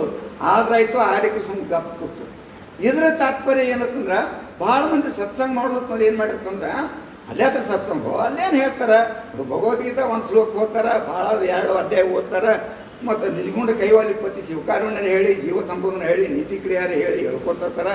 ಇದೇನು ಸತ್ಸಂಗ ಆತಾರೆ. ಹಂಗಿಲ್ಲ ಅದು ಹಂಗಿಲ್ಲ. ಅದು ಕ್ರಮಬದ್ಧವಾಗಿ ಇರಬೇಕು, ಕ್ರಮಬದ್ಧವಾಗಿ ಹೋಗಬೇಕು. ಅಂದ್ರೆ ಹಾಲು ಪೂರಾ ಥಂಡಗಾದ ಬಳಿಕ ಇದ್ರ ತಾತ್ಪರ್ಯ ಏನಂದ್ರೆ ಅನ್ಕತೆ ಈಗೇನು ಸತ್ಸಂಗ ಮಾಡೋದು ಬೇಡ. ಮೊದಲ ಮಗನಿಗೆ ಇಂಜಿನಿಯರ್ ಮಾಡೋಣ, ಒಬ್ಬನಿಗೆ ಡಾಕ್ಟ್ರ್ ಮಾಡೋಣ, ಮಗಳಿಗಿಂತ ಒಂದು 10 ಎಕರೆ ಹೊಲ ತೊಗೊಳ್ನು, ಒಂದು ದೊಡ್ಡ ಬಿಲ್ಡಿಂಗ್ ಕಟ್ಸೋನು, ಬಿಲ್ಡಿಂಗ್ ಮೇಲೆ ಬಿಲ್ಡಿಂಗ್ ಮಾಡೋನು. ಇವೆಲ್ಲ ಆದ ಬಳಕ ಏನ್ರಿ ನಮ್ಗೆ ಟೈಮ್ ಸಿಕ್ತಂದ್ರೆ ಅವಾಗ ನೋಡಿ ಮಾಡೋಣಪ್ಪ ಸತ್ಸಂಗ. ಈಗ ಅಂತ ಸತ್ಸಂಗ ನಮ್ಗೆ ಏನು ಮಾಡೋದು, ಇದೆಲ್ಲ ಮಾಡೋನು, ಇದೆಲ್ಲ ಮಾಡಿ ಸತ್ಸಂಗ ಮಾಡೋನು ಅಂದ್ರೆ ಪೂರಾ ಹಾಲ ತಣ್ಣಗೆ ಆದ ಬಳಕ. ಅಂದ್ರೆ ಇಂದ್ರಿಯಗಳು ತಮ್ಮ ಕೆಲಸ ಮಾಡಂಗಿಲ್ಲ. ಕೂತು ಕೇಳ್ಬೇಕಂದ್ರೆ ಕೈಕಾಲು ಒಟ್ಟು ಹಿಡಿತಾವು, ಮತ್ತು ಸರಿಯಾಗಿ ಕೇಳ್ಬೇಕಂದ್ರೆ ಕಿವಿ ಕೇಳಿಸಂಗಿಲ್ಲ, ಸರಿಯಾಗಿ ನೋಡ್ಬೇಕಂದ್ರೆ ಕಣ್ಣು ಕಾಣಿಸಂಗಿಲ್ಲ. ಮತ್ತು ಅಂಥ ಹೊತ್ತಿನಾಗ ಬಂದು ನಾವು ಸತ್ಸಂಗ ಮಾಡ್ತೇವತ್ತಂದ್ರೆ ಅದು ಸತ್ಸಂಗ ಲಾಭ ಸಿಗ್ತದೇನು? ಸಿಗಂಗಿಲ್ಲ. ಇಲ್ಲಿ ಪೂರ್ತಿ ಹಾಲು ತಣ್ಣಗೆ ಆದ ಬಳಿಕ ಅದಕ್ಕೆ ಹೆಪ್ಪ ಹಚ್ಚಬಾರ್ದು ಅಂದ್ರೆ ಇದ್ರ ತಾತ್ಪರ್ಯ ಏನಂದ್ರೆ ನಮ್ಮ ಶರೀರದೊಳಗೆ ಶಕ್ತಿ ಇರಬೇಕು. ಅದಕ್ಕೆ ಬಸವಣ್ಣನ ಮಾತು ಹೇಳ್ತಾನೆ, ಹಣವಿರುವಾಗಲೇ ಭಕ್ತಿ, ನೆಣವಿರುವಾಗಲೇ ಸೇವೆ. ನೋಡಿ ಎಷ್ಟು ಚಂದ ಹೇಳೋಣ. ನಾವು ಭಕ್ತಿ ಯಾವಾಗ ಮಾಡ್ಬೇಕಂದ್ರೆ ನಮ್ಮ ಕೈಯಾಗ ಕಾರ್ಯ ಬರೀಬೇಕು, ನಮ್ಮ ಕೈಯಾಗ ಹಣ ಇರಬೇಕು. ಅವಾಗ ಎಲ್ಲೇ ಹೋಗಿ ದಾನ ಧರ್ಮ ಪರೋಪಕಾರ ಮಾಡ್ಲಿಕ್ಕೆ ಹೋಗ್ತೇವೆ. ಇನ್ನು ಗುರುವಿನ ಸೇವೆ ಮಾಡ್ಬೇಕಾದ್ರೆ ನಮ್ಮಂತಿನ ಶಕ್ತಿ ಬೇಕಲ್ಲ. ನಾವೇ ಅಶಕ್ತರಾದ ಗುರುವಿಗೆ ಇಂಕಿತ ಆ ಶಿಷ್ಯಗೆ ನಾವು ಎಬ್ಸ್ಕೊಡ್ತಾರೋ ಪಾಳಿ ಬರ್ತಂದ್ರೆ ಅಲ್ಲೆಲ್ಲಿ ಹೆಂಗೆ ನಡೀತದೆ ಅಂದ್ರೆ ಶರೀರದೊಳಗೆ ಶಕ್ತಿ ನಮ್ಮದು ಪೂರ್ತಿ ಅದು ವಿಷಯಾಕಾರವಾಗಿರಬಾರ್ದು, ಪೂರ್ತಿ ಶರೀರ ಹಣ್ಣಾಗಿ ಅಲ್ಲಿ ಕುಂಡ್ರಿಗೆ ಸಹಿತ ಆದ್ರೆ ಅಂಥ ಹೊತ್ನಾಗ ನೀವು ಸತ್ಸಂಗ ಮಾಡಿದ್ರೆ ಅದ್ರಲ್ಲಿ ಲಾಭ ಸಿಗಂಗಿಲ್ಲ. ಇನ್ನು ಹಾಲು ಪೂರ ತಣ್ಣಗೆ ಆದ ಬಳಕೆ ಹಚ್ಚಬಾರ್ದು ಆಗಲಿಲ್ಲ ಅಂದ್ರೆ ನಾವು ಎಲ್ಲ ಮುಗಿದ ಬಳಕ ಸತ್ಸಂಗ ಮಾಡ್ತೀವಿ ಅಂದ್ರೆ ಆಗಂಗಿಲ್ಲಪ್ಪ ಅಂತ. ಇನ್ನು ಹಾಲಿಗೆ ಹೆಪ್ಪು ಹಚ್ಚಿದ ಬಳಕ ಗಪ್ಪನೆ ಮೊಸರಾಗ್ಯದ ಅನ್ನೋದು ಆಗುವುದಿಲ್ಲ. ಭಾಳ ಮಂದಿ ಏನು ಮಾಡ್ತಾರೆ, ಏನೋ ಸಿದ್ಧಾರೂಢ ಸಾಕಾದ ಕಡೆ ಗುರುಗಳ ಕಡೆ ಹೋದೆಯಪ್ಪ, ಅವರಿಂದ ಉಪದೇಶ ತೊಗೊಂಡು ಬಂದೆವು, 2 ತಿಂಗಳಾಯ್ತು 3 ತಿಂಗಳಾಯ್ತು ನಮಗೇನೋ ಜ್ಞಾನೇ ಆಗಲ್ಲ. ಅಂದರೆ ಪಂಡ್ರಪುರಕ್ಕೆ ಹೋಗಿ ಮಾಳೆ ಹಾಕ್ಕೊಂಡು ಬರೋದ, ಮಾಳೆ ಹಾಕ್ಕೊಂಡು ಬಂದೆವು, ಪಂಡ್ರಪುರಕ್ಕೆ ಹೋದೆವು, ಏನಪ್ಪ ಸುಮಾರು ಒಂದು ಹಾಕಿದ್ರು ಕಿವ ಒಂದು ಏನೋ ಓದಿದ್ರು ನಮಗೆ ಏನೋ ಆಗಲಿ. ಪಂಡ್ರಪುರದವ್ರು ಗಾಣಗಾಪುರ ಕಡೆ ಹೊಂಟರು, ಗಾಣಗಾಪುರದವ್ರು ಪಂಡ್ರಪುರಕ್ಕೆ ಹೊಂಟರು. ಮತ್ತು ಹಿಂಗಾದ್ರೆ ಕಡೆ ಆಗ್ತಾನೆ ಅಂತ ಕೇಳಿದ್ರೆ ಹಿಂಗೂ ಆಗೋದಿಲ್ಲ. ಅದಕ್ಕೆ ಶ್ರೋತ್ರಿಯ ಬ್ರಹ್ಮನಿಷ್ಠ ಸದ್ಗುರಿಗೆ ಶರಣಾಗತನಾಗಿ ಆಪ್ತ ಅಂಗ ಸ್ಥಾನ ಸದ್ಭಾವದಿಂದ ಗುರುವಿನ ಸೇವೆ ಮಾಡಿ ಅವಾಗ ಅದು ಹೆಪ್ಪು ಹಚ್ಚೋದು ಅಂದ್ರೇನು, ಗುರು ಒಂದು ಮಂತ್ರ ಕೊಡ್ತಾನೆ. ಆ ಗುರುವಿನ ಮಂತ್ರ ತತ್ಕಾಲದೊಳಗೆ ಲಾಭ ಕೊಡ್ತಾವೇನು? ಕೊಡಂಗಿಲ್ಲ. ಈಗ ನಾವು ಒಂದು ಭೂಮಿಯಾಗ ಒಂದು ಬೀಜ ಊರ್ತೇವೆ ಅಂದ್ರೆ ಒಮ್ಮೆ ಗಿಡ ಆಗಿ ನಮ್ಗೆ ಅದು ಫಲ ಕೊಡ್ತದೇನು? ಹ್ಯಾಂಗೆ ಒಂದು ಬೀಜ ಭೂಮಿ ಒಳಗೆ ಊರಿ ಅದಕ್ಕೆ ನಾವು ವ್ಯವಸ್ಥೆ ಮಾಡ್ಕೋತ ಹೋದೆವು ಅಂದ್ರೆ ಒಂದಿನ ತಾನೇ ವಿಶಾಲವಾದ ವೃಕ್ಷ ಆಗಿ ಅದು ನಮಗೆ ಫಲ ಕೊಡ್ತದೆ. ಹಂಗೆ ಸದ್ಗುರುನಾಥ ಕೊಟ್ಟಂತಹ ಮಂತ್ರ ಎಲ್ಲರೂ ಸತ್ಸಂಗ ಮಾಡೋರು ಎಲ್ಲ ಸಹಸ ಗುರುವಿನ ಕಡೆ ಹೋಗಿರ್ತಾರೆ. ಗುರುವಿನ ಕಡೆ ಹೋಗಲಾರದ್ರು ಯಾರು ಯಾರು ಸತ್ಸಂಗ ಮಾಡಂಗಿಲ್ಲ. ಆದರೆ ಎಲ್ಲಿ ಎಡುತ್ತಾರಂದ್ರೆ ಗುರು ನಮಗೆ ಏನು ಕೊಟ್ಟಾನ, ನಾವು ಏನು ಮಾಡಬೇಕೆಂದು ಇಲ್ಲಿ ಮರಿತೇವೆ ನಾವು. ಭಾಳ ಮಂದಿ ಎಡುವುದಿಲ್ಲ ಗುರುಗಳ ಕಡೆ ಹೋಗೋದ. ಗುರುಗಳ ಕಡೆ ಹೋಗೋಣ ಯಾರೇ ಕಲ್ದು ಮಂತ್ರ ದೀಕ್ಷೆನ ಕೊಡ್ತಾರೆ. ಮೊದಲು ಓಮನು ಏಕಾಕ್ಷರ ಮಂತ್ರ ಕೊಡಲಿ, ಸೋಮನು ದ್ವಿಅಕ್ಷರ ಕೊಡಲಿ, ಬಸವನು 3 ಅಕ್ಷರ ಕೊಡಲಿ, ಪಂಚಾಕ್ಷರ ಕೊಡಲಿ, ಷಡಾಕ್ಷರ ಕೊಡಲಿ, ಯಾವುದಾದ್ರೂ ಒಂದು ಮಂತ್ರ ಕೊಟ್ಟಿರ್ತಾರೆ. ಅವಾಗ ನಾವು ಏನು ಮಾಡ್ತೇವೆ ಅಂದ್ರೆ ಇದ್ರಾಗ ಏನದ ಅಂತಂದು ಬಿಡ್ತೇವೆ. ಹಂಗೆ ಹಾಲಿಗೆ ಹೆಪ್ಪು ಹಚ್ಚೋಪ್ಲೆ ಮೊಸರು ಆಗಿಲ್ಲಲ್ಲ, ಹಂಗೆ ಆ ಗುರು ಕೊಟ್ಟ ಮಂತ್ರವನ್ನು ಪರ ಪಶ್ಚಂತಿ ಮಧ್ಯಮಿ ವೈಖರಿ ವಾಣಿಯಿಂದ ಯಾವ ಮಂತ್ರವನ್ನು ಪಠಣ ಮಾಡ್ತಾನಲ್ಲ, ಆ ಪಠಣ ಮಾಡಕ್ರ ಆ ಮಂತ್ರಕ್ಕೆ ಅರ್ಥರೂಪನಾದ ಪರಮಾತ್ಮನ ಸಾಕ್ಷಾತ್ಕಾರ ಆಗಲಿಕ್ಕೆ ಶುರುವಾಯಿತು. ನಮ್ಮಲ್ಲಿ ಬದಲಾವಣೆ ಆಗಿ ಅಂದ್ರೆ ಚಂಚಲ ಹಾಲಿಟ್ಟಕ್ರೆ ಚಂಚಲ ಅಳಿಗಾಡ್ತವೆ. ಅದೇ ಮೊಸರಾಯ್ತಂದ್ರೆ ಅಳಿಗಾಡಂಗಿಲ್ಲ. ಅಲ್ಲಿ ನಮ್ಮದು ಚಿತ್ತ ಸ್ಥಿರ ಆಗ್ತದ, ಚಿತ್ತ ಸ್ಥಿರ ಆಗ್ತದೆ. ಇದು 2ನೇ ಸ್ಥಿತಿ, ಇದು ಮೊಸರಾಗುತ್ತೆ. ಆ ಮೊಸರಿನೊಳಗಡೆ ನಮ್ಮ ತುಪ್ಪ ಕಾಣಿಸಿದನು ಇನ್ನೂ ಕಾಣಿಸಿಲ್ಲ. ಭಾಳ ಮಂದಿ ಏನು ಮಾಡ್ತಾರೆ, ಸತ್ಸಂಗದಾಗ ಹೋಗಿ ಒಂದು 4 ದೃಷ್ಟಾಂತ ಹೇಳಕ್ಬೋದು, 4 ಅಭಂಗರೇ ಹೇಳಕ್ಬೋದು, ನಿಜಗೊಂಡ್ರೆ 1-2 ಪದ್ಯರೇ ಹೇಳಕ್ಬೋದು ಅಂದ್ರೆ ನಾವು ಗುರುಗಳಾದವು, ನಾವು ಬ್ರಹ್ಮಜ್ಞಾನಿ ಆದವು, ನಾವು ಪ್ರವಚನಕಾರ ಆದವು, ನಾವು ಕೀರ್ತನಕಾರ ಆದವು. ಹಿಂಗಾದರೂ ಇದು ಇನ್ನೂ ಪೂರ್ತಿ ಆಗ ಬರೇ ಮೊಸರಾಯ್ತು ಅಂದ್ರೆ ಪೂರ್ತಿ ಕೆಲಸ ಆಯ್ತು ಆಗಲಿಲ್ಲ. ಇನ್ನು ಮೊಸರಾದ ಬಳಿಕ ಮತ್ತೆ ಅಲ್ಲಿ ಕ್ರಿಯೆ ಅದ, ಅದಕ್ಕೆ ಕಟಿಬೇಕಾಗ್ಯದ. ಕಟಿದಂದ್ರೇನು? ಸೋಹಂ ಗುರು ಕೊಟ್ಟ ಮಂತ್ರವನು ಚಿಂತನ ಮಂಥನ ಚಿಂತನ ಮಂಥನ. ಅದು ಮಂತ್ರ ಇದ್ರೆ ಮಂತ್ರ ಪಠಣ ಮಾಡಬೇಕು. ಇದೆಲ್ಲ ಈ ಶಾಸ್ತ್ರ ಅಧ್ಯಯನ ಏನು ಮಾಡ್ತೀರಿ ಇವತ್ತಿನ ಅಧ್ಯಾಯದೊಳಗೆ ಏನು ಹೇಳಿದ್ರು ಅದು ಮನ್ಯಾಗ ಹೋಗಿ ಶ್ರವಣ ಮನನ ನಿಧಿಧ್ಯಾಸನ ಇವು 3 ಕರ್ಮ ಆಗಬೇಕು. ಮತ್ತು ಶಾಲೆಗೆ ಹೋದೆವು, ಮಾಸ್ಟ್ರೆಲ್ಲ ಸರಿಯಾಗಿ ಪಾಠ ಹೇಳಿದ್ರು, ನಾವು ಮನ್ಯಾಗ ಬಂದು ಏನೂ ಮಾಡಲಿಲ್ಲ ಅಂತಂದ್ರೆ ಮಾಸ್ಟ್ರಿಗೆ ದೋಷ ಕೂಡ ಬರ್ತದೇನು?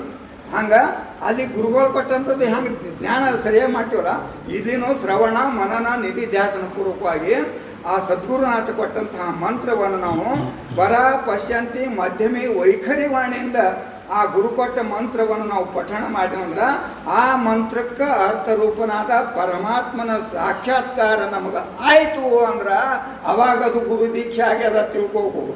ಗುರುದೀಕ್ಷಾ ಅಂದ್ರೆ ಸುಮ್ಮ ಗುರುವಿನ ಕಡೆ ಹೋಗೋಣ ಒಂದು ಮಂತ್ರ ಕೊಟ್ಟು ನಮಗೆ ಗುರುದೀಕ್ಷೆ ಆಯ್ತು ಅಂತ ನಾವು ಕೂತೇವೆ ಅಂದ್ರೆ ಇಲ್ಲ. ದೀಯತೆ ಚಕ್ಷು ಇತಿ ದೀಕ್ಷ. ಅವ ಸದ್ಗುರುನಾಥ ಏನು ಮಾಡ್ತಾನಂದ್ರೆ ಆ ಮಂತ್ರದ ಮುಖಾಂತರವಾಗಿ ನಮ್ಮ ಜ್ಞಾನದ ಕಣ್ಣವನ್ನು ತೆರೆಸ್ತಾನೆ. ದೀಯತೆ ಚಕ್ಷು ಅಂದ್ರೆ ಈಗ ನಮಗೆ 2 ತೊಗಲಿನ ಕಣ್ಣದಾವು, ಅದ್ರ ಒಳಗಿನ ಜ್ಞಾನದ ಕಣ್ಣು ತೆರೆದಿಲ್ಲ. ಆ ಜ್ಞಾನದ ಕಣ್ಣವನ್ನು ತೆರೆದು ಕೊಡುವಂತಹ ಸಾಮರ್ಥ್ಯ ಸದ್ಗುರಿಗಿರ್ತದ. ಹಂಗೆ ಹಾಲಿನೊಳಗಿನ ತುಪ್ಪ ತೆಗಿಬೇಕಾದ್ರೆ ಕ್ರಮಬದ್ಧತೆ ಅದಲ್ಲ, ಹಿಂಗೆ ಸತ್ಸಂಗದೊಳಗೂ ಕ್ರಮಬದ್ಧತೆ. ಈ ಹಾಲಿನ ಉದಾಹರಣೆ ಇಟ್ಕೊಂಡು ಸತ್ಸಂಗದ ಮಾರ್ಗ ಹೇಳ್ಕೊತೊಂಡಾಗ ಏನು ಅದು ಮೊಸರಾಯಿತು ಅಂದ್ರೆ ಆ ಮೊಸರು ಕಟಿಬೇಕು. ಆ ಕಟ್ಟದಕ್ರೆ ಅವಾಗ ಬೆಣ್ಣೆ ಹೊಣ್ತದೆ. ಆ ಬೆಣ್ಣೆ ಹೊಣ್ತಂದ್ರೆ ಯೋಗ ಸ್ಥಿತಿಗೆ ಬಂದಾಗ ಅವಾಗ ಅದು ಯೋಗಾರೂಢ ಸ್ಥಿತಿ. ಆ ಯೋಗಕ್ಕೆ ಬತ್ತಂದ್ರೆ ಕೆಲಸ ಮುಗಿತಾನು. ಆ ಹೊತ್ತಿನಾಗ ಯೋಗಾರೂಢ ಸ್ಥಿತಿ ಬತ್ತಂದ್ರೆ ಅವನಿಗೆ ಪ್ರಪಂಚದ ಮೇಲೆ ಆಸಕ್ತಿ ಕಡಿಮೆ ಆಗ್ತದೆ. ಇವೆಲ್ಲ ಪುರಾಣ ಪ್ರವಚನ ಹೇಳೋದನ್ನು ಶುರು ಮಾಡ್ತಾನೆ. ಆದರೂ ಇನ್ನ ಪೂರ್ಣ ಅಲ್ಲ. ಮೊಸರಾದರೂ ಪೂರ್ಣ ಅಲ್ಲ, ಬೆಣ್ಣೆ ಆದರೂ ಇನ್ನ ಪೂರ್ಣ ಅಲ್ಲ. ಆ ಬೆಣ್ಣೆ ಆದರೂ ಸಹಿತ ಅದಕ್ಕೆ ಮತ್ತೆ ಸಂಸ್ಕಾರ ಕೊಡಬೇಕು. ಹಂಗೆ ಹಾಲು ಕಾಸು ಹೊತ್ನಾಗ ಅದಕ್ಕೆ ಅಗ್ನಿ ಸಂಸ್ಕಾರ ಕೊಟ್ಟದ. ಹಸಿ ಹಾಲಿಗೆ ಅಗ್ನಿ ಸಂಸ್ಕಾರ ಕೊಟ್ಟಕ್ರೆ ಅದು ಕೆನಿ ಬಂದು ಮೊಸರು ಆಗ್ಯದ. ಮುಂದೆ ಬೆಣ್ಣೆ ಆಲಕ್ರ ಆ ಬೆಣ್ಣೆಗೂ ಮತ್ತೆ ಹೊಳ್ಳಿ ಅಗ್ನಿ ಸಂಸ್ಕಾರ ಕೊಡಬೇಕು. ಆ ಅಗ್ನಿ ಸಂಸ್ಕಾರ ಕೊಟ್ಟಕ್ರ ಅವಾಗ ಬೆಣ್ಣೆಗಿಂದು ತುಪ್ಪ ಹೊರಗೆ ಬರ್ತದೆ. ಇಲ್ಲಿ ಉಪದೇಶ ಸಹಿತ 2 ಪ್ರಕಾರ ಬರ್ತದೆ. ಸಿದ್ಧಾರೂಢರು ತಮ್ಮ ಆರ್ತಿಪದ್ಯದೊಳಗೆ ಹೇಳ್ತಾರೆ, ನರವಾರಕ್ಕೆ ನೀ ವರಪಂಚಾಕ್ಷರಿ ಮಂತ್ರವ ಬೋಧಿಸಿದಿ, ಉತ್ತಮರಿಗೆ ನಿಜ ತತ್ವಮಸಿ ಮಹಾವಾಕ್ಯವ ಬೋಧಿಸಿದಿ. ಅಂದ್ರೆ ನರವಾರಕ್ಕೆ ಅಂದ್ರೆ ಸರ್ವೇ ಸಾಮಾನ್ಯರೇ ಎಲ್ಲರಿಗೂ ಮಹಾಮಂತ್ರದ ಬೋಧನೆ ಆಗ್ತದ. ಈ ಬೆಣ್ಣೆ ಸ್ಥಿತಿಗೆ ಬತ್ತು ಅಂತಂದ್ರೆ ಅವಾಗ ಅವನಿಗೆ ಮಹಾವಾಕ್ಯದ ಬೋಧಿಸಬೇಕಾಗ್ತದೆ. ಮಹಾವಾಕ್ಯಗಳು 4: ಋಗ್ವೇದ, ಯಜುರ್ವೇದ, ಸಾಮವೇದ, ಅಥರ್ವಣವೇದ. ಇವು 4 ವೇದದೊಳಗೆ 4 ಮಹಾವಾಕ್ಯಗಳದಾವು. ಪ್ರಜ್ಞಾನಂ ಬ್ರಹ್ಮ, ಅಹಂ ಬ್ರಹ್ಮಾಸ್ಮಿ, ಅಯಮಾತ್ಮಂ ಬ್ರಹ್ಮ, ಹಿಂಗೆ ಅವು 4 ವಾಕ್ಯಗಳು. ಅದರಾಗಿಂದು ಒಂದು ವಾಕ್ಯ ಇವನಿಗೆ ಯಾವುದು ವಾಕ್ಯ ಬೋಧಿಸಿದ್ರೆ ಇವನಿಗೆ ಜ್ಞಾನಕ್ಕೆ ಅನುಕೂಲ ಆಗ್ತದಂದು ಸದ್ಗುರುವಿಗೆ ತಿಳಿತದೆ. ಹಂಗೆ ರೈತಗೆ ತನ್ನ ಯಾವ ಹೊಲದಾಗ ಯಾವ ಬೀಜ ಹಾಕಿದ್ರೆ ಬೆಳೆ ಸರಿಯಾಗಿ ಬರ್ತದೆ ರೈತಗೆ ಗುರ್ತಾಗ್ತದ. ಹಂಗೆ ಸದ್ಗುರುವಿಗೆ ತನ್ನ ಶಿಷ್ಯಂದ್ರಲ್ಲಿ ಯಾವ ಶಿಷ್ಯನಿಗೆ ಯಾವ ಮಂತ್ರ ಬೋಧನೆ ಮಾಡಿದ್ರೆ ಆ ಮಂತ್ರಕ್ಕೆ ಅರ್ಥರೂಪನಾದ ಪರಮ ಸತ್ಯದ ಸಾಕ್ಷಾತ್ಕಾರ ಆಗ್ತನ್ನೋದು ಸದ್ಗುರುವಿಗೆ ತಿಳಿದಿರ್ತದೆ. ಅವಾಗ ಅದು 2ನೇ ಉಪದೇಶ. ಅದು ಮಹಾವಾಕ್ಯದ ಉಪದೇಶ. ಆ ಮಹಾವಾಕ್ಯದ ಉಪದೇಶ ಮಹಾವಾಕ್ಯ ಅಂದ್ರೆ ಇದು ಏನು ಅರ್ಥ ಆಗ್ತದಂದ್ರೆ ತತ್ ತ್ವಂ ಅಸಿ. ನೋಡಿ ಎಷ್ಟು ಜನ ತತ್ ತ್ವಂ ಅಸಿ. ತತ್ ಅಂದ್ರೆ ನಿರ್ಗುಣ ನಿರಾಕಾರನಾದ ಪರಮಾತ್ಮ. ತತ್ ಅಂದ್ರೆ ಆ ಪರಬ್ರಹ್ಮ ಸ್ವರೂಪ. ತ್ವಂ ಅಂದ್ರೆ ಏನು ಜೀವಾತ್ಮ ತಿಳ್ಕೊಂಡಿದ್ದೀರ, ಆ ಪರಮಾತ್ಮನೇ ಜೀವಾತ್ಮ ಅದನೋ, ಜೀವಾತ್ಮನೇ ಪರಮಾತ್ಮ ಅದಾನ ಅಂತ ಬೋಧ ಮಾಡುವಂತಹ ವಾಕ್ಯಕ್ಕೆ ಅವಕ್ಕೆ ಮಹಾವಾಕ್ಯ ಅಂತ.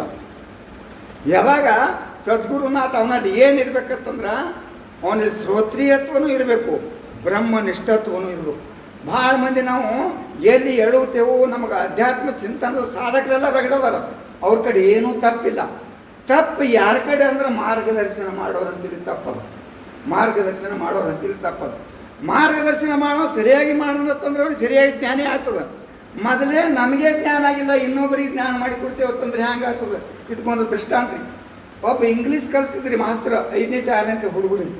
5ನೇ 6ನೇ ಹುಡುಗರಿಗೆ ಇಂಗ್ಲೀಷ್ ಕಲಿಸ್ತಿದ್ದ, ಇಂಗ್ಲೀಷ್ ವಿಷಯ. ಅದರೊಳಗೆ ಅವ ಏನು ಕಲಿಸ್ಬೇಕಾಗಿತ್ತು, ರಿಂಗ್ ಅನ್ನೋದು ಬರೆದು ತೋರಿಸ್ಬೇಕಾಗಿತ್ತು ಹುಡುಗರಿಗೆ. RING ರಿಂಗ್ ಅಂದರೆ ಉಂಗರು ಅಂಥೇಳಿ ಸ್ಪೆಲ್ಲಿಂಗ್ RING ಬರೀತಿದ್ದ, ಉಚ್ಚಾರ ರಿಂಗ್ ಹತ್ರ ಬರೀತಿದ್ದ, ಉತ್ತರ ಉಂಗರಿತ್ತು. ಆದ್ರೆ ಅವನಿಗೆ ಗೆದ ಹಿಡಿತ, ಅವನಿಗೆ ರಿಂಗ್ ಅಲ್ಲಕ್ಕೆ ಬರ್ತಿತ್ತಿಲ್ರಿ, ಬರೀದು ಬರೋಬರಿ ಬರೀತಿದ್ದ. RING ಹಿಂಗ್ ಅಂದ್ರೆ ಉಂಗರು, RING ಹಿಂಗ್ ಅಂದ್ರೆ ಉಂಗರು ಅಂದ್ಬಿಟ್ಟೆ. ಮತ್ತಿನ್ನು ಮಾಸ್ತರ್ ಏನು ಬೇಕಲ್ಲ ಹುಡುಗರು, ಮತ್ತವ್ರು ಕೇಳ್ತಾರೆ. ಅವರು ಮಾಸ್ತರ್ ನೋಡಿ ಶಾಲೆಗೆ ಏನು ಹೇಳ್ತಾರೆ ಅದೇ ಬಂದು ಮನೆಯಾಗ ಹೇಳ್ತಾವೆ. ಅಕಸ್ಮಾತ್ ನಾವು ಮಾಸ್ತರಿಗೆ ಜಾಣೆ ಇರ್ತೀವಿ, ನಾವೇ ನಮ್ಮ ಮಾಸ್ತರ್ ಅದೇ ಹೇಳೋದು ಅದೇ ಕರೆ ಹೇಳ್ತಾರೆ ಅವರು. ಮನೆ ತಾಯಿ ತಂದೆ ಹೇಳಿದ್ರು ನಮಗೆ ಯಾಕೆ ಮಾಸ್ತರ್ ಮೇಲೆ ನಂಬಿಕೆ ಇರ್ತದೆ, ಅವ RING ಹಿಂಗಂದ್ರೆ ಉಂಗುರು ಹೊತ್ತು ಕಲಿಸೋದ್ರಿಂದ ಇವೆಲ್ಲ ಹುಡುಗರು 45 ಹುಡುಗರೆಲ್ಲ RING ಹಿಂಗಂದ್ರೆ ಉಂಗುರು ಶುರು ಮಾಡಿ. ಒಂದು ದಿವಸ ಇನ್ಸ್ಪೆಕ್ಷನ್ಗೆ ಸಾಹೇಬ್ ಬಂದು ಅವ ನೋಡಬೇಕು ಹುಡುಗರು ಇಂಗ್ಲೀಷ್ ಮಾಸ್ತರ್ ಹ್ಯಾಂಗೆ ಕಲಿಸ್ಯಾನ ಅಂತ ತಿಳ್ಕೊಂಡು ಆ ಸಾಹೇಬನ ಬಟ್ನಾಗ ಒಂದು ಉಂಗುರು ಇತ್ತು. ಆ ಉಂಗುರು ಹುಡುಗರು ಕಡೆ ಹಿಂಗೆ ತೋರಿಸಿ ವಾಟ್ ಈಸ್ ದಿಸ್ ಅಂತ ಸನಿಯಿಂದ ಹುಡುಗರೆಲ್ಲ ದಿಸ್ ಈಸ್ ಹಿಂಗ್ ಸರ್ ಮುಂದೆ ಇವನು ಹೇಳಿದಾಗ ಇವನು ಹಿಂಗೆ ಎಲ್ಲರೂ ಹಿಂಗೆ ಅಲ್ಲಾಗತ್ತ ಸನಿ ಇದ್ದರು. ಸನಿ ಇದ್ದೆಲ್ಲ ಹಿಂಗೆಲ್ಲಾಗತ್ತ ತಿಳ್ಕೊಂಡು ದೂರಿದ್ದು ಹುಡುಗರು ಕೈ ಮಾಡಿ ವಾಟ್ ಈಸ್ ದಿಸ್ ನಾನು ದ್ಯಾಟ್ ಈಸ್ ಹಿಂಗೆ ಸರ್ ತಲ್ಲಾಗತ್ತ ಹುಡುಗರು. ಅವ ಸಾಹೇಬ್ ಬಂದ ಒಬ್ಬ ತಪ್ಪಲಿ ಈ ಕ್ಲಾಸ್ 45 ಹುಡುಗರವ ಎಲ್ಲನೂ ಇವು ಹಿಂಗಿನೇ ಅಲ್ಲಕತ್ತು. ಇದು ದೋಷರೇ ಎಲ್ಲಿ ಇರಬೇಕಂತ ತಿಳ್ಕೊಂಡು ಅದೇ ಉಂಗುರ ಬಟ್ಟ ಮಾಸ್ತ್ರ್ ಕಡೆ ಕೈ ಮಾಡಿ ಮಾಸ್ತ್ರಿಗೆ ಕೇಳಿದ್ರು, ವಾಟ್ ಈಸ್ ದಿಸ್ ಸರ್ ಅನ್ನೋ, ದಿಸ್ ಇಸ್ ಹಿಂಗೆ ಸರ್ ಅಂದ್ರೆ. ಇದರ ತಾತ್ಪರ್ಯ ಅಂದ್ರೆ ಏನು? ನಿಜವಾಗಿ ನಾವು ಬ್ರಹ್ಮಜ್ಞಾನ ಎಲ್ಲಿ ಎಡವಲ್ಕತ್ತೀವಿ ಅಂದ್ರೆ ಶ್ರೋತ್ರಿಯ ಬ್ರಹ್ಮನಿಷ್ಠ ಸದ್ಗುರುವಿನಿಂದ ಜ್ಞಾನ ಆಯ್ತಂದ್ರೆ ಸಂಶಯ ವಿಪರೀತ ಅಸಂಭಾವನೆಗಳು ಹೋಗ್ತಾವೆ. ನಾವು ಸುಮ್ಮನೆ 4 ಮಾತು ಚಂದ ಹೇಳ್ಕೊತಾರಪ್ಪ, ಇವ್ರಿಗೆ ಜ್ಞಾನ ಎತ್ತಂದ್ರೆ ದರೋಬರಿಗೆಲ್ಲ ನಾವು ಗುರುಗಳು ಅಂತೀವಿ. ಆ ಗುರುವಿನ ಮೊದಲಿಗೆ ನಾವು ಕಬೀರದಾಸರು ಹೇಳ್ತಾರೆ, ಪಾನಿ ಪೀನಾ ಛಾನ್ಕೆ ಗುರು ಕರ್ಕೇಲೇನ ಪಹಚಾನ್ಕೆ. ನೀರ ನಿನ್ನ ಮನೆಯೊಳಗಿನ ಯಾವ್ದಾವತ್ತಂದ್ರೆ ಸುಮ್ಮ ಕಣ್ಣು ಮುಚ್ಚಿ ಕುಡಿವ್ಯಾಳ. ಅವು ನೀರಿನ ಪಾತ್ರೆ ಒಳಗಡೆ ಏನಾರು ಬಿದ್ದಿರ್ತದೆ, ಗ್ಲಾಸ್ನೊಳಗಡೆ ಏನಾರು ಬಿದ್ದಿರ್ತದೆ, ಚರಿಗೆ ಒಳಗಡೆ ಏನಾರು ಬಿದ್ದಿರ್ತದೆ, ಅವರೆಲ್ಲ ಸ್ವಚ್ಛ ಯಾವತ್ತಂದು ಕೊಡ್ತಾರೆ. ಬರ್ತು ತಡಕಲ್ದೆ ಒಂದು ಏನಾರು ಬಿದ್ದಿರ್ತದೆ. ಅದಕ್ಕೆ ನೀರು ಹ್ಯಾಂಗೆ ಕುಡಿ ಹೊತ್ನಾಗ ನೋಡಿ ಸ್ವಚ್ಛ ಅದಾವೆಲ್ಲ ನೋಡು. ಅಕಸ್ಮಾತ್ ನಿನಗೆ ಸಮಸ್ಯೆ ಬಂತಂದ್ರೆ ಸೋಸಿ ಕುಡಿ ಅಂತ. ಹಂಗೆ ಪಾನಿ ಪೀನಾ ಛಾನ್ಕೆ ಗುರು ಕರ್ಕೇಲೇನ ಪಹಚಾನ್ಕೆ ಅಂದ್ರೆ ಗುರು ಅವ ಶ್ರೋತ್ರಿಯ ಬ್ರಹ್ಮನಿಷ್ಠ ಸದ್ಗುರು ಅದಾನೇಲೋ ಇವನಿಗೆ ಶರಣಾಗತನ ಆದ್ರೆ ನನಗೆ ಗುರಿ ಮುಟ್ಟಿಸ್ತಾನೋ ಇಲ್ಲೋ ಪಕ್ಕ ತಿಳ್ಕೊಂಡು ಮೊದಲು ಗುರುಗಳನ್ನು ಮಾಡ್ಕೊಬೇಕು. ಇಲ್ಲಿ ಅಧ್ಯಾತ್ಮನ ನಾ ಈ ಭಾಳ ದಿವಸ 30 ವರ್ಷ ನಿಮ್ಗೆ ಗೊತ್ತದ ಸರ್, ಎಲ್ಲ ಕಡೆ ತಿರುಗಾಡ್ತೀನಿ. ಜ್ಞಾನ ಯಾಕೆ ಜನರಿಗೆ ಆಗಲ್ಲಾಗ್ಯದ ಅಂದ್ರೆ ಎಡುವುದಿಲ್ಲೇ ಎಡಬೇಕು. ಅದೇ ಗುರುವಿನ ಲಕ್ಷಣ ನನಗೆ ಮೊದಲು ನಮ್ಗೆ ಗೊತ್ತಿಲ್ಲ. ಗುರು ಅಂದರೆ ಎದಕ್ಕೆ ಅನ್ಬೇಕು? ಗುರು ಅಂದರೆ ಎದಕ್ಕೆ ಅನ್ಬೇಕಂದ್ರೆ ನೀವೆಲ್ಲ ಕಲ್ತವ್ರಿದ್ರೆ ನಿಮಗೆ ವಿಶೇಷವಾಗಿ ಹೇಳೋಣ ಅವಶ್ಯಕತೆ ಇಲ್ಲ. ಗುರುಪದದ ಅರ್ಥ ಏನಂತಂದ್ರೆ ಗುರು ಅಂದ್ರೆ ದೊಡ್ಡದು, ಲಘು ಅಂದ್ರೆ ಚಿಕ್ಕ. ಇಷ್ಟೇ ಅಲ್ಲ, ಗುರು ಅಂದ್ರೆ ದೊಡ್ಡದು, ಲಘು ಅಂದ್ರೆ ಚಿಕ್ಕದು. ಯಾವಾಗ ದೊಡ್ಡದ ಅದಕ್ಕೆ ನಾವು ಗುರು ಅನ್ಬೇಕು. ಯಾಕ್ರಿ ವಿಷಯ ದಾಸರ ಆಗತ್ತೇನ್ರಿ? ಅಂದ್ರೆ ಅವರು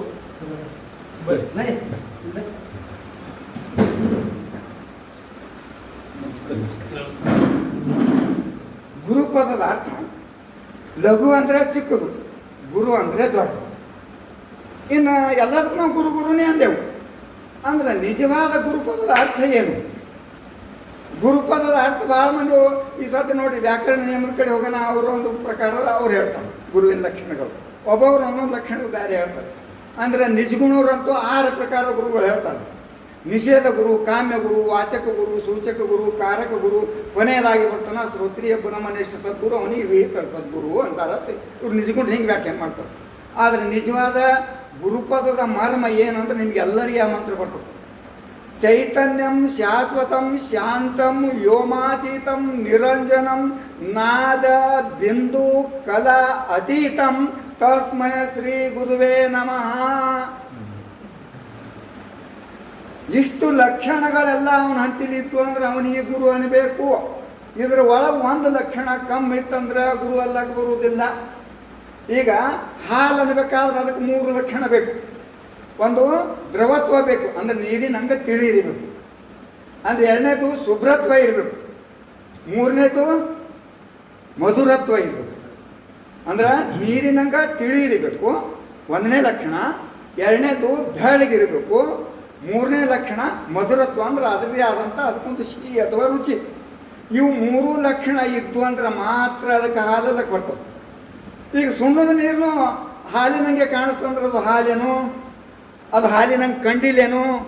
ಹೊರಗೆ ನೋಡೋಕ್ಕಾಗಿ ಹಾಲಿನಂಗೆ ಕಂಡಲ್ಲಿ ಬೆಳಗ್ನೂ ಅದ, ದ್ರವತ್ವನೂ ಅದ. ಆದ್ರೆ ಅದರೊಳಗೆ ಇನ್ನೊಂದು ಲಕ್ಷಣ ಇಲ್ಲ. ಯಾವುದಿಲ್ಲ? ಮಧುರತ್ವ ಇಲ್ಲ. ಅದು ಒಂದು ಇದ್ದಿತ್ತಂದ್ರೂ ಅದಕ್ಕೆ ಹಾಲಲ್ಲಕ್ಕೆ ಬರುದಿಲ್ಲ.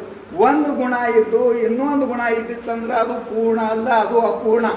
ಅದಕ್ಕೆ ಹೇಳ್ತಾನೆ ಪೂರ್ಣಮದಃ ಪೂರ್ಣಮಿದಂ ಪೂರ್ಣಾತ್ ಪೂರ್ಣಂ ಮುದಚ್ಯತೆ ಪೂರ್ಣಸ್ಯ ಪೂರ್ಣಮಾದಾಯ ಪೂರ್ಣಮೇವಾವಶಿಷ್ಯತೆ. ಈ ಪೂರ್ಣ ಜ್ಞಾನ ಇರ್ಬೇಕು ಅವನಿಗೆ ಸದ್ಗುರು ಅನ್ಬೇಕು. ಇನ್ನು ಹಾಲಿಗೆ ಹ್ಯಾಂಗೆ ಇವು 3 ಲಕ್ಷಣ ಇದ್ರೆ ಅದಕ್ಕೆ ಹಾಲಲ್ಲಕ್ಕೆ ಬರ್ತದೆ. 1 ಲಕ್ಷಣ ಕೊಡ್ತೀವಿ ಆದ್ರೆ ಹಾಲಲ್ಲಕ್ಕೆ ಬರೋದಿಲ್ಲ. ಈಗ ಸಕ್ಕರೆ ಅದು ಬೆಳಗ್ನೂ ಅದ, ರುಚಿನೂ ಅದ, ಅದಕ್ಕೆ ಹಾಲಲ್ಲಕ್ಕೆ ಬರ್ತೇನೋ? ದ್ರವತ್ವ ಇಲ್ಲ ಅಲ್ಲಿ. ಹಂಗೆ 1 ಲಕ್ಷಣ ಇದ್ದು ಇನ್ನೊಂದು ಲಕ್ಷಣ ಇದ್ದಿತ್ತಂದ್ರೆ ಅದಕ್ಕೆ ಆ ವಸ್ತು ನಿಜವಾದ ವಸ್ತು ಹಂಗೆ ಅಲ್ಲಕ್ಕೆ ಬರೋದಿಲ್ಲ. ಹಂಗೆ ಶ್ರೋತ್ರಿಯ ಬ್ರಹ್ಮ ನಿಷ್ಠ ಸದ್ಗುರುವಿನಲ್ಲಿ ಇವು ಲಕ್ಷಣಗಳೆಲ್ಲ ತುಂಬಿರ್ಬೇಕು. ಯಾವು? ಚೈತನ್ಯಂ ಶಾಶ್ವತಂ ಶಾಂತಂ ವ್ಯೋಮಾತೀತಂ ನಿರಂಜನಂ ನಾದ ಬಿಂದು ಕಲಾ ಅತೀತಂ ತಸ್ಮೈ ಶ್ರೀ ಗುರುವೇ ನಮಃ.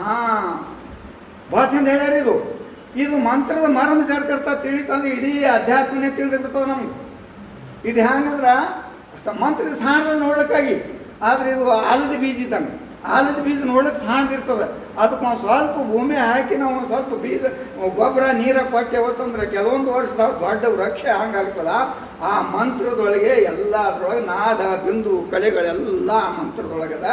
ಅಂಥದ್ದನ್ನು ಜ್ಞಾನ ಮಾಡ್ಕೊಂಡು ಆ ಶ್ರೋತ್ರೀಯ ಬ್ರಹ್ಮನಿಷ್ಠ ಸದ್ಗುರು, ಅವ ಸದ್ಗುರು. ಆ ಸದ್ಗುರುವಿನ ಲಕ್ಷಣ ಹೇಳ್ತಾನೆ. ಅವನಲ್ಲಿ ಯಾವ ಲಕ್ಷಣ ಇರ್ಬೇಕಂದ್ರೆ ಚೈತನ್ಯಂ ಒಂದನೇ ಲಕ್ಷಣ. ಇದು ಚೈತನ್ಯಂ, ಇದು ಒಂದನೇ ಲಕ್ಷಣ. ಚೈತನ್ಯಂ ಒಂದು, ಚೈತನ್ಯಂ ಶಾಶ್ವತಂ ಶಾಂತಂ ವ್ಯೋಮಾತೀತಂ ನಿರಂಜನಂ. ಇವು 5 ಲಕ್ಷಣ ಸಗುಣ ಸಾಕಾರದೊಳಗೆ ಬರ್ತವೆ. ಇನ್ನು ನಿರ್ಗುಣ ನಿರಾಕಾರಕ್ಕೆ ಅಲ್ಲಿ ಚೈತನ್ಯಂ ಶಾಶ್ವತಂ ಶಾಂತಂ ವ್ಯೋಮಾತೀತಂ ನಿರಂಜನಂ ನಾದ ಬಿಂದು ಕಲಾ ಅತೀತಂ ತಸ್ಮೈ ಶ್ರೀ ಗುರುವೇ ನಮಃ. ಇವು 9 ಲಕ್ಷಣಗಳಿರಬೇಕು ಅವನಲ್ಲಿ. 9 ಲಕ್ಷಣದಿಂದ ಆ ಪರಮ ಸತ್ಯದ ಸಾಕ್ಷಾತ್ಕಾರ ಅವ ಮಾಡ್ಕೊಂಡಿರ್ಬೇಕು. ಅಂಥ ಪರಮ ಸತ್ಯದ ಸಾಕ್ಷಾತ್ಕಾರ ಮಾಡ್ಕೊಂಡವನಿಗೆ ನಾವು ಬೆನ್ನ ಹಾಕ್ತಿದ್ದೇವೆ ಅಂದ್ರೆ ಅವ ನಮಗೆ ಪರಮ ಸತ್ಯದ ಸಾಕ್ಷಾತ್ಕಾರ ಮಾಡಿಬಿಟ್ಟು. ಇನ್ನು ಇವೊಂದು ಸ್ವಲ್ಪ ಲಕ್ಷಣ ಬಿಡಿಸಿ ಹೇಳ್ಬೇಕಲ್ಲ. ಸದ್ಗುರುವಿನ ಲಕ್ಷಣಗಳು ಭಾಳ ಮಂದಿ ಸಿದ್ಧಾರೂಢ ಮಠ ಅದ, ಅಲ್ಲಿ ಮಠ ಅದ, ಇಲ್ಲಿ ಮಠ ಅದ, ಇವು ಪಂಢರಪುರದಾಗ ಮಠ ಅವ, ಗಣಗಾಪುರದಾಗ ಮಠ ಅವ, ಅಲ್ಲಿ ಗುರುಗಳು ಇಲ್ಲಿ ಗುರುಗಳು ಚತ್ತಂದಿ ಅಂದೇವೆ. ನಮ್ಮ ಬರೀ ಗುರುಗಳು ತಂದ್ರೆ ಒಬ್ಬೊಬ್ರು ಒಂದೊಂದು ಥರಕ್ಕೆ ವ್ಯಾಖ್ಯಾನ ಮಾಡ್ತಾರೆ ಗುರುಗಳು. ಈಗ ನಮ್ಮ ಲಿಂಗಾಯತ್ ಕಂಪ್ನಿಗೆ ಹೋದ್ರೆ ಅವ್ರು ಪಟ್ಟದೇವರೇ ಇರಬೇಕು, ಪಾಠದವ್ರು ಇರಬೇಕು, ಜಗದ್ಗುರುಗಳು ಇರಬೇಕು, ಅವ್ರು ನಮ್ಮ ಗುರುಗಳಪ್ಪ ತಂದು ಇದು ಒಂದು ಕಂಪ್ನಿ ನಮ್ಮದು. ಮತ್ತೊಬ್ರು ಎಲ್ಲ ಬ್ರಾಹ್ಮಣರು, ಅವ್ರು ಬ್ರಾಹ್ಮಣರೇ ಇರಬೇಕು. ಅವ ದ್ವಿವೇದಿ ತ್ರಿವೇದಿ ಚತುರ್ವೇದಿ ಇರಬೇಕು, ಅವ್ರ ಗುರುಗಳು. ಅಂದ್ರೆ 2 ವೇದ ಪಠನ ಮಾಡಿದವ ದ್ವಿವೇದಿ, 3 ವೇದಗಳನ್ನು ಪಠನ ಮಾಡವ ತ್ರಿವೇದಿ, 4 ವೇದಗಳನ್ನು ಪಠನ ಮಾಡವ ಚತುರ್ವೇದಿ. ಅವರಪ್ಪ ಖರೆ ಗುರುಗಳು ಅಂತ ಅವ್ರು ತಿಳ್ಕೊಂಡು. ಒಬ್ಬೊಬ್ರು ಒಂದೊಂದು ಥರ ತಿಳ್ಕೊಂಡು, ಒಬ್ಬೊಬ್ರು ದಪ್ಪ ಕ್ಯಾಮಿ ಇರಬೇಕು, ನೋಡಿದ್ರಪ್ಲೆ ಎದ್ದು ಕಾಣಿಸ್ಬೇಕು, ಅವ್ರ ಗುರುಗಳು. ಒಬ್ಬರು ದೊಡ್ಡ ಮಾಲ್ ಕಟ್ಕೊಂಡು ದೊಡ್ಡ ಮಠ ಗಿಟ ಮಾಡ್ಕೊಂಡು ಅವ್ರು ನೋಡಪ್ಪ ಗುರುಗಳು. ಇವ್ಯಾವ ಗುರುವಿನ ಲಕ್ಷಣ ಅಲ್ಲ, ಇದೆಲ್ಲ ಹೊರಗಿಂದ ಡಾಂಬಿಕ. ನಿಜವಾದ ಗುರುವಿನ ಲಕ್ಷಣ ಏನಂದ್ರೆ ಚೈತನ್ಯಂ ಶಾಶ್ವತಂ ಶಾಂತಂ ವ್ಯೋಮಾತೀತಂ ನಿರಂಜನಂ ನಾದ ಬಿಂದು ಕಲಾ ಅತೀತಂ. ಇವು 9 ಲಕ್ಷಣಗಳಿಂದ ಪರಮ ಸತ್ಯದ ಸಾಕ್ಷಾತ್ಕಾರ ಮಾಡ್ಕೊಂಡ್ರಂದ್ರೆ ಅವ ಶ್ರೋತ್ರೀಯ ಬ್ರಹ್ಮನಿಷ್ಠ ಸದ್ಗುರು ಆಗ್ತದೆ. ಇನ್ನು ಚೈತನ್ಯ ಅಂದರೆ ಅದಕ್ಕೆ ಕರಿಬೇಕು. ಮೊದಲೇ ಹೇಳ ಸುರುವಿಗೆ ಚೈತನ್ಯಂ ಅನ್ನೋ. ಚೈತನ್ಯ ಅಂದರೆ ಎದಕ್ಕೆ ಅಂತಾರಂದ್ರೆ ಜಡವಾದ ವಸ್ತುವನ್ನು ಚಲಿಸುವಂತೆ ಮಾಡುವಂತಹ ಸಾಮರ್ಥ್ಯ ಯಾವುದಕ್ಕದ ಅದಕ್ಕೆ ಚೈತನ್ಯ ಅನ್ಬೇಕು. ಪಕ್ಕ ತಿಳ್ಕೊರಿ. ಚೈತನ್ಯ ಅಂದ್ರೆ ಜಡವಾದ ವಸ್ತುವನ್ನು ಚಲಿಸುವಂತೆ ಮಾಡಬೇಕು. ಅಂದ್ರೆ ಜಡವಾದ ವಸ್ತು ಅಂದ್ರೆ ಯಾವುದು? ಈ ದೇಹನೂ ಜಡ ಅದ, ಪಂಚಮಹಾಭೂತಗಳಿಂದ ನಿರ್ಮಿತವಾದಂತಹ ಬ್ರಹ್ಮಾಂಡನೂ ಜಡ ಅದ, ಅದೇ ಪಂಚಮಹಾಭೂತಗಳಿಂದ ಆದಂಥ ಈ ಶರೀರ, ಇದು ಪಿಂಡಾಂಡ, ಇದೂ ಜಡಾನೇ ಅದು. ಈ ಜಡ ಇದ್ದುದಕ್ಕೆ ಏನು ನಡೆಸಲಿಕ್ಕತ್ತದಲ್ಲ, ಇದ್ರ ಹಿಂದೆ ಶಕ್ತಿ ಕೊಟ್ಟ ಒಂದು ಏನು ಅದ ಅದು ಪರಮ ಚೈತನ್ಯ. ಅದು ಈಗ ಭೂಮಿ ನಮ್ಮದು ನೋಡ್ಲಿಕ್ಕೆ ಭೂಮಿ ಭಾಳ ವಿಶೇಷ ಅಂತಂಗಿಲ್ಲ. ನಾವು ಭಾರತ ದೇಶದವರು, ಭಾರತ ದೇಶದಲ್ಲಿ ಏಷ್ಯಾ ಖಂಡದಾಗ ಇಂಥವು ಎಷ್ಟೋ 7 ಖಂಡಗಳು ಅಂತ ಹೇಳ್ತಾರೆ. ಇಂಥ ದೊಡ್ಡದಾದಂಥ ಪೃಥ್ವಿ 24 ತಾಸಿನೊಳಗೆ ಒಂದು ಸುತ್ತಲಕತ್ತವ. ಅಂದ್ರೆ ಇದು ಎಷ್ಟು ಓಟ್ ತಿರುಗಲಿಕತ್ತಿರ್ಬೇಕು. ನಮ್ಮದು ಹೊಳಿ ಒಂದು ಮೋಟ್ರ್ 100 HP ಕುಣಿಸಿದ್ದೇವೆ ಅಂದ್ರೆ KV ಎಷ್ಟೋ ನಾವು ಬಿಲ್ ಕಟ್ಟಬೇಕಾಗ್ತದೆ. ಇದು ಇಡೀ ಪೃಥ್ವಿನೇ 24 ತಾಸಿನೊಳಗೆ ಒಂದು ಸುತ್ತುತ್ತದೆ. ಇದು ವಿಜ್ಞಾನ ಓದೋರಿಗೂ ಗುರ್ತದೆ.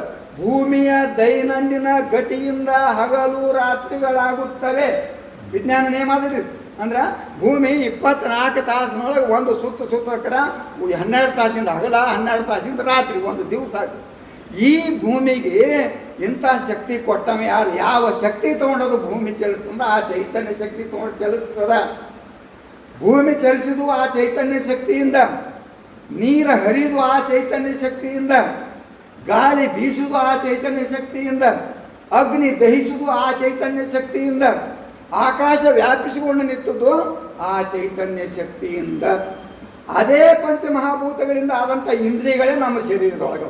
ಪಂಚ ಜ್ಞಾನೇಂದ್ರಿಯ, ಪಂಚ ಕರ್ಮೇಂದ್ರಿಯಗಳು ಇವೆಲ್ಲ ಆ ಪಂಚಮಹಾಭೂತಗಳಿಂದ ಆಗ್ಯದ. ಆ ಹೆಂಗ ಶರೀರ ನಡಿಬೇಕಾದ್ರೂ ಹಿಂದೆ ಆ ಚೈತನ್ಯನೇ ಬೇಕು. ಇದು ಪಿಂಡಾಣ.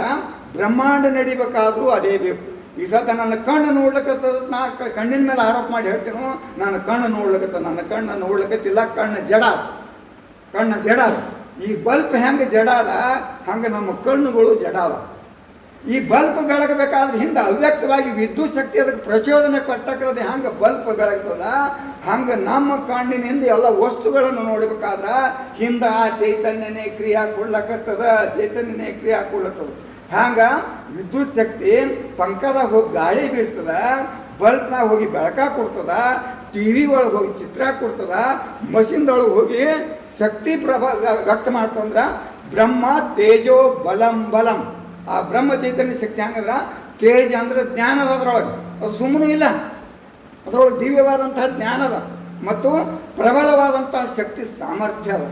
ಅದಕ್ಕೆ ಚೈತನ್ಯ ಅನ್ಬೇಕು, ಅದಕ್ಕೆ ಚೈತನ್ಯ ಅನ್ಬೇಕು. ಆ ಚೈತನ್ಯದ ಜ್ಞಾನ ಆಗಿರ್ಬೇಕು ಒಂದನೇ ಲಕ್ಷಣ. ಅಂದ್ರೆ ನಾನು ಜೀವ ಅಲ್ಲ, ನಾನು ಚೈತನ್ಯ ಸ್ವರೂಪ ಅಂತ ಯಾವಾಗ ತಿಳ್ಕೋತೇವಲ್ಲ ಅವಾಗ ಇದು ಒಂದನೇ ಲಕ್ಷಣ ಬಂದಾಗ. ಈಗ ನಾವು LKG UKG ಹೋದಂಗ್ರಿ ಇದು ಚೈತನ್ಯದ ಒಂದು ಸ್ವಲ್ಪ ಅನುಭವಕ್ಕೆ ಬರ್ಲಕತ್ತಂದ್ರೆ. ಎರಡನೇ ಲಕ್ಷಣ ಚೈತನ್ಯ ಮಗನ ಎರಡನೇದು ಚೈತನ್ಯ ಶಾಶ್ವತ. ಶಾಶ್ವತ ಅಂದರೆ ಅದಕ್ಕೆ ಇರ್ಬೇಕಂತ ಬಂದ್ರೆ ಆಗತ್ತೆ ಹೇಳ್ತದೆ, ಮೂರು ಅವಸ್ಥೆ ಒಳಗೆ ಇರ್ಬೇಕು. ಅದು ಭೂತಕಾಲದೊಳಗೂ ಇರಬೇಕು, ವರ್ತಮಾನ ಕಾಲದೊಳಗೂ ಇರಬೇಕು, ಭವಿಷ್ಯತ್ ಕಾಲದೊಳಗೂ ಇರಬೇಕು. ನಮ್ಮ ದೇಹ ಹಿಂದೆ ಇದ್ದಿತ್ತಲ್ಲ ಈಗ ತೋರ್ತದ, ಮತ್ತು ಮುಂದೂ ಇದು ಕೆಲವೊಂದು ದಿವಸ ಆದ ಬಳಿಕ ಇರಂಗಿಲ್ಲ. ಆದ್ರೆ ಆ ಚೈತನ್ಯ ಮಾತ್ರ ಹೆಂಗದಂದ್ರೆ ಶಾಶ್ವತ ಅದ, ಶಾಶ್ವತ ಅದ. ಈ ದೇಹ ಇದ್ರೂ ಚೈತನ್ಯದ ಒಳ ಆಶ್ರಯದೊಳಗೆ ಅದ. ದೇಹ ಇದಕ್ಕಿಂತಲೂ ಮೊದಲು ನಾನು ಪರಬ್ರಹ್ಮ ಸ್ವರೂಪನೇ ಇದ್ದೇನು, ಈ ದೇಹ ಆದರೂ ಸಹಿತ ನಾನು ಪರಬ್ರಹ್ಮ ಸ್ವರೂಪನಿದ್ದೇನೆ ಅನ್ನುವಂಥ ಜ್ಞಾನ ಯಾವನಿಗೆ ಆಗ್ಯದ ಅವಾಗ ಅವ ಶಾಶ್ವತ, ಅವ ಚೈತನ್ಯ ಸ್ವರೂಪ ಆಗ್ತಾನ. ಇದು ಹೆಂಗೆ ನಮಗೆ ಅನುಭವ ಕೊಡ್ಬೇಕಂತಂದ್ರೆ ಅದಕ್ಕೆ ಶಾಶ್ವತ ಹೆಂಗೆ ಅನ್ಬೇಕಂದ್ರೆ ನಮ್ಮ ದೇಹ ಅಂದ್ರೆ ಇದೊಂದು ಬಿಲ್ಡಿಂಗ್ ಅಂತ ತಿಳ್ಕೊಂಡು, ನಮ್ಮ ದೇಹ ಅಂದ್ರೆ ಇದೊಂದು ಬಿಲ್ಡಿಂಗ. ಈ ಬಿಲ್ಡಿಂಗ ಮೊದಲು ಇತ್ತೇನು ಹಾಳಾದ್ರೆ ಒಂದು 100-200 ವರ್ಷದ ಹಿಂದೆ ಹೋದ್ರೆ ಇಲ್ಲ ಇದು ಬಿಲ್ಡಿಂಗ. ಇದು ಮೊದಲು ಇದ್ದಿತ್ತಿಲ್ಲ, ಈಗ ತೋರ್ಲಿಕ್ಕತ್ತದ. ಇನ್ನೊಂದು 100 ವರ್ಷ ಹೋದ ಬಳಿಕ ಮತ್ತೆ ಬೀಳುವುದೇ. ಇದು ನಾಶವಂತದ. ಇದ್ರೊಳಗೆ ಏನು ಆಕಾಶ ಇದಕ್ಕೆ ಆಶ್ರಯ ಕೊಟ್ಟದಲ್ಲ, ಆಕಾಶ ಮಾತ್ರ ಯಾವಾಗಲೂ ಶಾಶ್ವತವಾಗಿಯೇ ಇತ್ತು, ಶಾಶ್ವತವಾಗಿಯೇ ಅದು ಇರ್ತದೆ. ಈ ಮನೆ ಕಟ್ಟೋಕ್ಕಿಂತ ಮೊದಲು ಇದು ಮಹಾ ಆಕಾಶ ಮಹಾ ಬಯಲದೊಳಗೆ ಇತ್ತು. ಈ ಮನೆ ಕಟ್ಟ್ಯದಂದ್ರೂ ಮಹಾ ಬಯಲದೊಳಗೆ ಅದ. ಈ ಮನೆ ಹಾಳು ಅದು ಮಹಾ ಬಯಲೇ ಅದ ಅಂತಂದ್ರೆ ನಾನು ಬಯಲ ಸ್ವರೂಪ, ನಾನು ಬಯಲ ಸ್ವರೂಪ, ನಾನು ನಿರ್ಲಿಪ್ತ, ನಾ ಯಾವುದಕ್ಕೂ ಲೇಪಾಗಿಲ್ಲ. ಚೈತನ್ಯಂ ಶಾಶ್ವತಂ ಶಾಂತಂ ಇನ್ನು ಯೋಮಾತೀತ. ಆ ಪರಮಸತ್ಯ ಹೆಂಗದತ್ತಂದ್ರೆ ಭಾಳ ಮಂದಿ ಏನು ತಿಳ್ಕೊಂಡ್ರೆ ಕೈಯ ಲಿಂಗ ಹಿಡ್ಕೊಂಡು ಪೂಜೆ ಮಾಡೋರು ನಮ್ಮ ದೇವ್ರು ಇದರಾಗ ಇಟ್ಟೇ ಹಣ ತರೋರು, ನಮ್ಮ ಲಿಂಗದೊಳಗೆ ದೇವ್ರ ಅದಾನ ಅಂತ ತಿಳ್ಕೊತಾರೆ. ಇನ್ನು ರಾಮಕೃಷ್ಣನ ಮೂರ್ತಿ ನೋಡೋರು ಇದರೊಳಗೆ ಯಾಕೆ ದೇವ್ರ ಅದಾನ, ಇದ್ರ ಬಿಟ್ಟು ಬೇರೆ ಕಡೆ ಇಲ್ಲ ಅಂತ ಈ ರೀತಿ ಭಾವ ಮಾಡ್ತಾರೆ. ಆದ್ರೆ ಅವ ಹೆಂಗದನ ಪರಮಾತ್ಮ ವ್ಯೋಮಾತೀತ. ವ್ಯೋಮ ಅಂದ್ರೆ ಆಕಾಶ. ಇವು ಆಕಾಶದಕ್ಕಿಂತಲೂ ಸೂಕ್ಷ್ಮ ಮತ್ತು ವ್ಯಾಪಕವಾಗಿ ಎಲ್ಲ ಕಡೆ ಅವ ಪರಮಾತ್ಮ ಅದಾನ ಅಂತ ತಿಳ್ಕೊಂಡ್ರ ಅದು ಮೂರನೇ ಲಕ್ಷಣ. ಚೈತನ್ಯಂ ಶಾಶ್ವತಂ ಶಾಂತಂ ವ್ಯೋಮಾತೀತಂ. ನಾಲ್ಕದು ಶಾಂತಂ. ಶಾಂತ ಅಂದ್ರೆ ಎದಕ್ಕೆ ತರತ್ತಂದ್ರ ಈ ಶಾಂತಿ ಸಾಗರಕ್ಕೆ ಒಂದು ಹೆಸರು ಕೊಟ್ರ, ಒಂದು ಸಾಗರಕ್ಕೆ ಶಾಂತಿ ಸಾಗರ ಅಂತ ಕೊಟ್ರ. ಸಾಗರಗಳು ಭಾಳ ಅದಾವ, ಅದ್ರೊಳಗೆ ಒಂದು ಸಾಗರಕ್ಕೆ ಶಾಂತಿ ಸಾಗರ ಅಂತ ಕೊಟ್ರ ಹೆಸರ. ಅದಕ್ಕೆ ಯಾಕೆ ಶಾಂತಿ ಸಾಗರ ಅಂತ ಹೇಳಿ ಕೊಟ್ಟಿರುತ್ತಂದ್ರೆ ಒಂದೊಂದು ನದಿಗಳು ಹೋದಂದ್ರೆ ಒಂದೊಂದು ಸಾಗರಗಳು ಉಕ್ಕೇರ್ದಂಗೆ ಮಾಡ್ತಾವೆ. ಆದರೆ ಶಾಂತಿ ಸಾಗರ ಅನ್ನೋದು ಹೆಂಗಂದ್ರೆ ಮಳೆಗಾಲದಾಗ ಎಷ್ಟು ಬೇಕಾದಷ್ಟು ನದಿ ನೀರು ಹಾದ್ರೂ ಅದು ಹೊರಚಲಿಲ್ಲ. ಬ್ಯಾಸಿಗೆ ದಿವಸನಾಗ ಎಲ್ಲ ನದಿಗಳು ಬತ್ತಿ ಹೋಗಿರ್ತಾವೆ. ನೀರು ಬರಲಿಲ್ಲತ್ತಂದ್ರೆ ಅದು ಶೋಕನೂ ಮಾಡಿಲ್ಲ. ಮಳೆಗಾಲದಾಗ ನೀರು ಬತ್ತು ಅಂತಂದು ಹಿಗ್ಗಿಲ್ಲ, ಬ್ಯಾಸಿಯಾಗ ಯಾವ ನೀರು ಬರಲ್ಲ ತಿಳಿ ಕುಗ್ಗಿಲ್ಲ. ಅದು ತನ್ನ ಯಥಾಸ್ಥಿತಿ ಕಾಯ್ಕೊಂಡದು. ಅಂದ್ರೆ ಇಂಥ ದೇಹಗಳು ಎಷ್ಟೋ ಬರ್ತಾವ, ಎಷ್ಟೋ ಹೋಗ್ತಾವ. ದೇಹ ಇದ್ರೂ ನಾ ಇದ್ದೇನು, ಈ ದೇಹ ಆದ್ರೂ ನಾ ಇದ್ದೇನು ಅಂತಂದು ತಿಳಿತಂದ್ರೆ ಅವಾಗ ಅವನಿಗೆ ಶಾಂತಿ ಲಕ್ಷಣ ಬರ್ತದ, ಶಾಂತಿ ಲಕ್ಷಣ ಬರ್ತದ. ಅವಾಗ ನಾಮರೂಪಾತ್ಮಕ ಜಗತ್ತು ಮಿಥ್ಯದ, ಬ್ರಹ್ಮ ಸತ್ಯ, ಜಗನ್ಮಿಥ್ಯ ಅನ್ನುವಂಥದ್ದು ಅವನಿಗೆ ಅನುಭವಕ್ಕೆ ಬರೋಕ್ಕೆ ಶುರು ಆಗ್ತದ. ಇದು ಶಾಂತಿ ಲಕ್ಷಣ. ಇದಾದ್ರು ಹೆಂಗೆ ನೀವು ಸ್ವಲ್ಪ ಲಕ್ಷ ಕೇಳಬೇಕು. ಐದಾದ್ರು ಇನ್ನು ಶಾಂತಂ ವ್ಯೋಮಾತೀತಂ ಆಯ್ತು. ಆಕಾಶಕ್ಕಿಂತಲೂ ಸೂಕ್ಷ್ಮ ಮತ್ತು ವ್ಯಾಪಕವಾಗಿ ಎಲ್ಲ ಕಡೆ ಅದಾನ. ಈ ಭಾಳ ಮಂದಿ ಸಗುಣ ಸಾಕಾರದಾಗ ನೋಡೋರು ಮೂರ್ತಿ ಒಳಗೆ ಅಷ್ಟೇ ದೇವರನ್ನು ನೋಡ್ತಾರೆ. ನಿರ್ಗುಣಕ್ಕೆ ಹೋದವರು ಅವನು ಪರಮಾತ್ಮ ಹೆಂಗದಂದ್ರೆ ವಿಶ್ವದ ತುಂಬ ವ್ಯಾಪಕವಾಗಿ ಅಣುವಿನೊಳಗೆ ನೋದಾನ, ರೇಣುವಿನೊಳಗೆ ನೋದಾನ, ಬ್ರಹ್ಮಾಂಡದೊಳಗೆ ನೋದಾನ, ಪಿಂಡಾಂಡದೊಳಗೆ ನೋದಾನ. ಇವೆಲ್ಲದ್ರ ಬಿಟ್ಟು ಅವ ಕಡಿಗೂ ನೋದಾನ. ಇವೆಲ್ಲ ಹತ್ವಣ್ಣ ಅಂತಂದ್ರೆ ಇವತ್ತು ಅವನಿಂದ ಇವೆಲ್ಲ ಕೆಲಸ ನಡೀತಾವೆ. ಮತ್ತು ಇವು ಇರಬೇಕಾದ್ರೆ ಅವ ಬೇಕು. ಪರಮಸತ್ಯ ಇವು ಇರಬೇಕಾದ್ರೆ ಪರಮಸತ್ಯ ಬೇಕು. ಆದ್ರೆ ಪರಮಸತ್ಯ ಇರಬೇಕಾದ್ರೆ ಇವು ಬೇಕಂದ್ರೆ ಏನಿಲ್ಲ ಇಲ್ಲ. ಇವು ಇದ್ರು ಇರ್ತಾನ, ಇವು ಇರ್ಲಿಕ್ಕರು ಅವು ಇರ್ತಾನ. ಅಂದ್ರೆ ಪರಮಾತ್ಮ ಇಷ್ಟು ಸೂಕ್ಷ್ಮ ಮತ್ತು ವ್ಯಾಪಕ ಅಂದ್ರೆ ನಮ್ಮಲ್ಲಿರುವಂತಹ ಜೀವಾತ್ಮ ಅಂತ ನಾವು ಏನು ತಿಳ್ಕೊಂಡಿದ್ವು, ಅವ ಜೀವಾತ್ಮ ಅಲ್ಲ, ಅವ ಪರಮಾತ್ಮನೇ ಇಷ್ಟು ಸೂಕ್ಷ್ಮ ಮತ್ತು ವ್ಯಾಪಕವಾಗಿದಾನ. ಇದು ತಿಳಿತು ಅಂದ್ರೆ ನಮ್ಮಲ್ಲಿ ಸಂಕುಚಿತ ಮನೋಭಾವ ಹೋಗ್ತದ, ವಿಶಾಲ ಮನೋಭಾವ ನಮಗೆ ಬರ್ತದ, ವಿಶಾಲ ಮನೋಭಾವ ಬರ್ತದೆ. ಈಗ ನಾವೇನು ಮಾಡಿದ್ವಿ, ಒಂದು ಗಿರಿ ಹಾಕ್ಕೊಂಡಿದ್ದೀವಿ.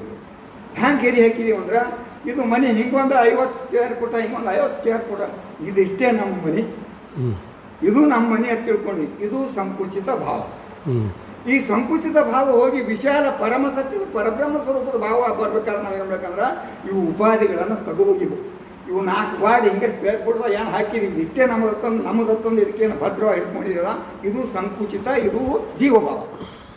ಏನು ಇದು ವಿಶಾಲ ಯಾವಾಗ ಆಗ್ತದಂದ್ರೆ, ಈ ಮನೆ ಎಲ್ಲಿದಪ್ಪ ಅಂದ್ರೆ ಚಡ್ಚಣ್ ಪಟ್ಟಣದಾಗದ. ಚಡ್ಚಣ್ ಪಟ್ಟಣ ಎಲ್ಲದ? ವಿಜಯಪುರ ಜಿಲ್ಲಾದಾಗದ.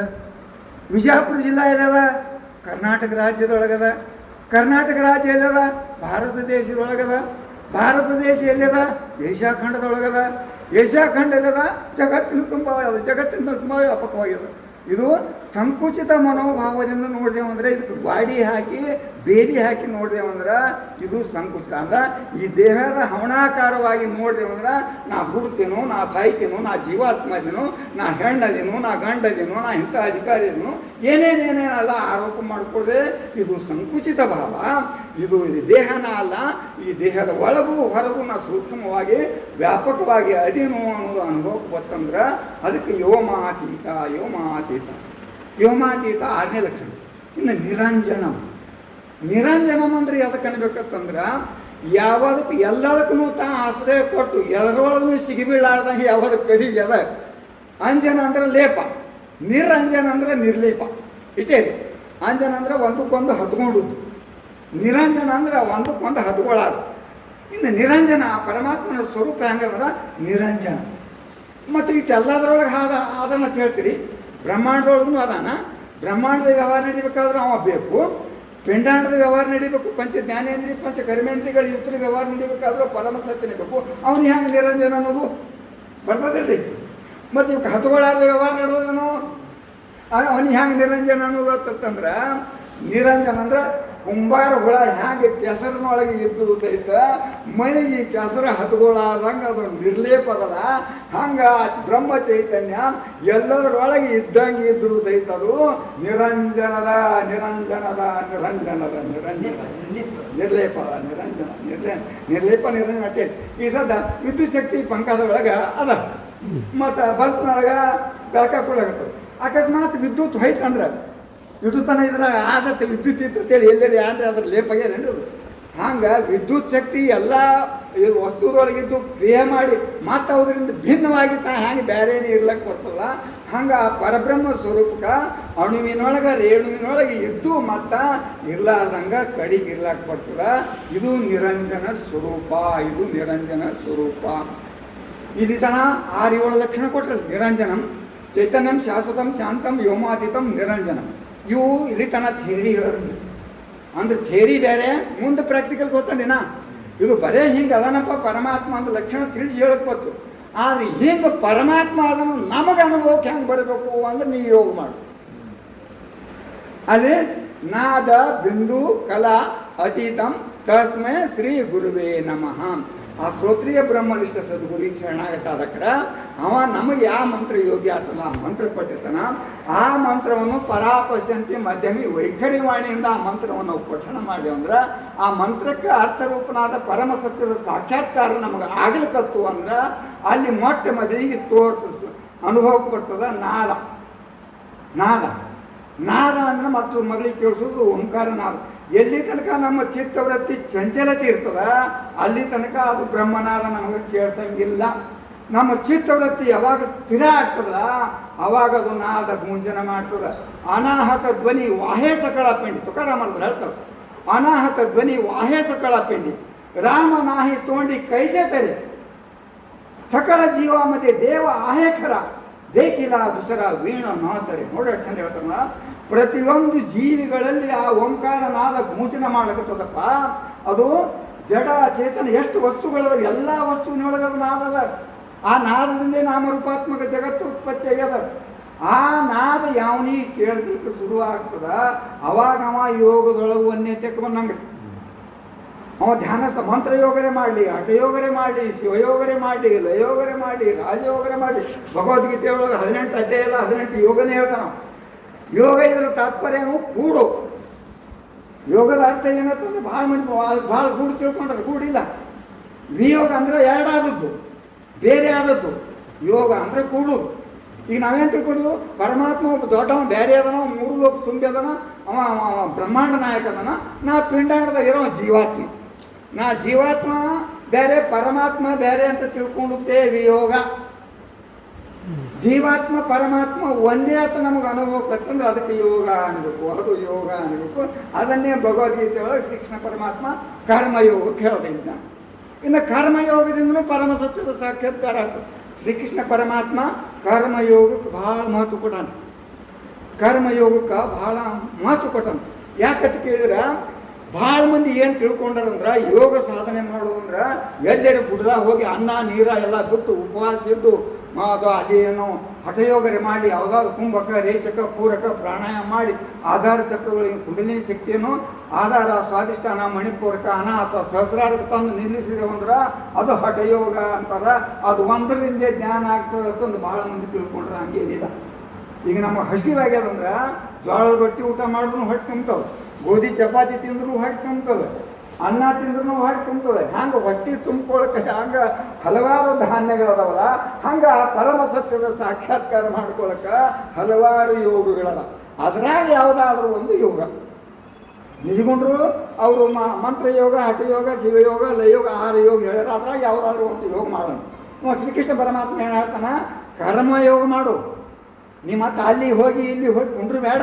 ನಿನ್ನ ಪ್ರಪಂಚದೊಳಗೆ ಇದ್ದೆ, ನಿನ್ನ ಪ್ರಪಂಚ ಮಾಡ್ಕೋತೆ ಪರಮ ಸತ್ಯದ ಸಾಕ್ಷಾತ್ಕಾರ ಮಾಡ್ಕೋ. ನಿನ್ನ ಪ್ರಪಂಚ ಮಾಡ್ಕೋತೆ ಪರಮ ಸತ್ಯದ ಸಾಕ್ಷಾತ್ಕಾರ ನಿನಗಿರ್ತಕ್ಕಾಯ್ತಂದ್ರೆ ಅದೇ ಕರ್ಮಯೋಗ, ಅದೇ ಕರ್ಮಯೋಗ. ಇನ್ನು ಜ್ಞಾನಿನೂ ಕರ್ಮ ಮಾಡ್ತಾನೆ, ಯೋಗಿನೂ ಕರ್ಮ ಮಾಡ್ತಾನೆ.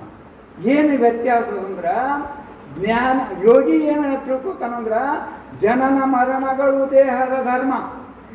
ನೋಡಿ, ಪಕ್ಕ 1 ಲಕ್ಷ ಕೊಟ್ಟು ಕೇಳ್ರಿ, ಹುಟ್ಟು ಸಾವುಗಳು ನನ್ನೂ ಅಲ್ಲ, ದೇಹದ ಧರ್ಮವತನ. ನಾವೇನು ತಿಳ್ಕೊತೇನು, ನಾ ಹುಟ್ಟಿದೇನು, ನಾ ಸಾಯ್ತೇನು ಅಂತ ತಿಳ್ಕೊಂಡಿದ್ದೆವು. ಅಜ್ಞಾನಿ ಏನು ತಿಳ್ಕೊತಾನ, ನಾ ಹುಟ್ಟೇನು, ನಾ ಸಾಯ್ತೇನು, ನಾ ಬಡವದೇನು, ಶ್ರೀಮಂತದೇನು, ಅಧಿಕಾರಿದೇನು. ಜ್ಞಾನಿ ಏನು ತಿಳ್ಕೊತಾನ, ಈ ದೇಹನೇ ನಾ ಅಲ್ಲ, ಹುಟ್ಟು ಸಾವು ಈ ಪಂಚಮಹಾಭೂತಗಳಿಂದ ಆದಂತಹ ದೇಹಕ್ಕದ. ಮತ್ತು ಹಸಿವೆ ತ್ರಸಿಗಳಿಂದ ನಾನು ಹಸೋಗಿ ಅದ ಭಾಳ ರೊಟ್ಟಿ ಕೊಟ್ಟರೆ ನಾವತ್ತೀವಿ. ಹಸಿವೆ ರೇಖದು ಪರಮ ಸತ್ಯಕ್ಕೆ ಆಗ್ತಂದ್ರೆ ಅದಕ್ಕೆ ಆಗಂಗಿಲ್ಲ. ಜನನ ಮರಣಗಳು ದೇಹದ ಧರ್ಮ, ಹಸಿವೆ ತ್ರಸಗಳು ಪ್ರಾಣದ ಧರ್ಮ. ಹಸಿವೆ ತ್ರಸಿ ಎದಕ್ಕೆ ಆತವಂದ್ರೆ ನಮ್ಮಲ್ಲಿ ಪ್ರಾಣದ, ಅದು ಒಂದೇ ಪ್ರಾಣ. ಪ್ರಾಣ, ಉದಾನ, ವ್ಯಾನ, ಅಪಾನ, ಸಮಾನ ಅಂತ 5 ವಿಧವಾಗಿ ನಮ್ಮ ಶರೀರದೊಳಗೆ ಕೆಲಸ ಮಾಡ್ತದೆ. ಒಂದೊಂದು ಪ್ರಾಣ ಒಂದೊಂದು ಕೆಲಸ ಮಾಡ್ತದೆ. ಬಿಕ್ಕಳಿಗೆ ಬರಬೇಕಾದ್ರೆ ಒಂದು ಕೆಲಸ, ಒಂದಕ್ಕೆ ಪ್ರಾಣ ಮಾಡ್ತದೆ. ಕೈ ತಿರುಗಬೇಕು ಸಂದು ಹಿಂಗೆ ಮಾಡಬೇಕಾದ್ರೆ ಅದಕ್ಕೊಂದು ಪ್ರಾಣದ. ಅಪಾನವಾಯು ಹೋಗ್ಬೇಕಾದ್ರೆ ಒಂದು ಪ್ರಾಣ ಕೆಲಸ ಮಾಡ್ತದೆ. ನಮಗೆ ಸಮಾಧಿ ಹತ್ತಿ ನಿರ್ಗುಣ ನಿರಾಕಾರಕ್ಕೆ ಹೋಗ್ಬೇಕಾದ್ರೂ ಅಲ್ಲಿನೂ ಅದನ್ನು ಒಂದು ಕೆಲಸ ಮಾಡ್ತದೆ. ಹಿಂಗೆ ಇವೆಲ್ಲ ಪಂಚ ಜ್ಞಾನೇಂದ್ರಿಯಗಳು, ಪಂಚ ಕರ್ಮೇಂದ್ರಿಯಗಳಿಂದ ಆಗುವಂತಹ ವ್ಯವಹಾರಕ್ಕೆ ನಾ ಸಾಕ್ಷಿ ಅದೀನು ಅಂತಂದೇನು ತಿಳ್ಕೊಂಡು ಕರ್ಮ ಮಾಡ್ತಾನ, ಅವನೇ ಕರ್ಮಯೋಗಿ, ಅವನೇ ಕರ್ಮಯೋಗಿ ಆಗ್ತಾನ. ಇವು ಕರ್ಮ ನಾ ಮಾಡ್ತೀನೋ, ಒಂದು ಚಲೋ ಕಾರ್ಯ ಮಾಡ್ದಂದ್ರೆ ನಾ ಪುಣ್ಯದ ಕರ್ಮ ಮಾಡ್ದೆ. ಅಕಸ್ಮಾತ್ ಅವನಿಂದ ಯಾಕೆ ಸುಮಾರು ಕೆಲಸ ಏನು ಮಾಡೋದಪ್ಪ, ನಾ ಪಾಪದ ಕೆಲಸ ಮಾಡ್ದೆ, ಈ ಪಾಪದ ಬುದ್ಧಿ ನನ್ನ ತಲೆ ಮೇಲೆ ಬತ್ತು, ಇದು ಎಲ್ಲಿ ಕಳ್ಕೊಳ್ಳಿ ಅಂತ ಚಿಂತೆ ಮಾಡ್ತಾನೆ. ಆದ್ರೆ ಯೋಗಿ ಏನು ಮಾಡ್ತಾನ, ಇವು ಯಾವು ಸುಖ ದುಃಖಗಳು, ಜನನ ಮರಣ ದೇಹದ ಧರ್ಮ, ಹಸಿವೆ ತ್ರಸಗಳು ಪ್ರಾಣನ ಧರ್ಮ. ಆಮೇಲೆ ಸುಖ ದುಃಖಗಳು ಯಾರಿಗಾತವ, ಮನುಷ್ಯಗಾತವ, ಅದು ಮನುಷ್ಯನ ಧರ್ಮ. ಮತ್ತು ಸಂಕಲ್ಪ ವಿಕಲ್ಪದಕ್ಕಾಗ್ತದ ಚಿತ್ತದ ಧರ್ಮ.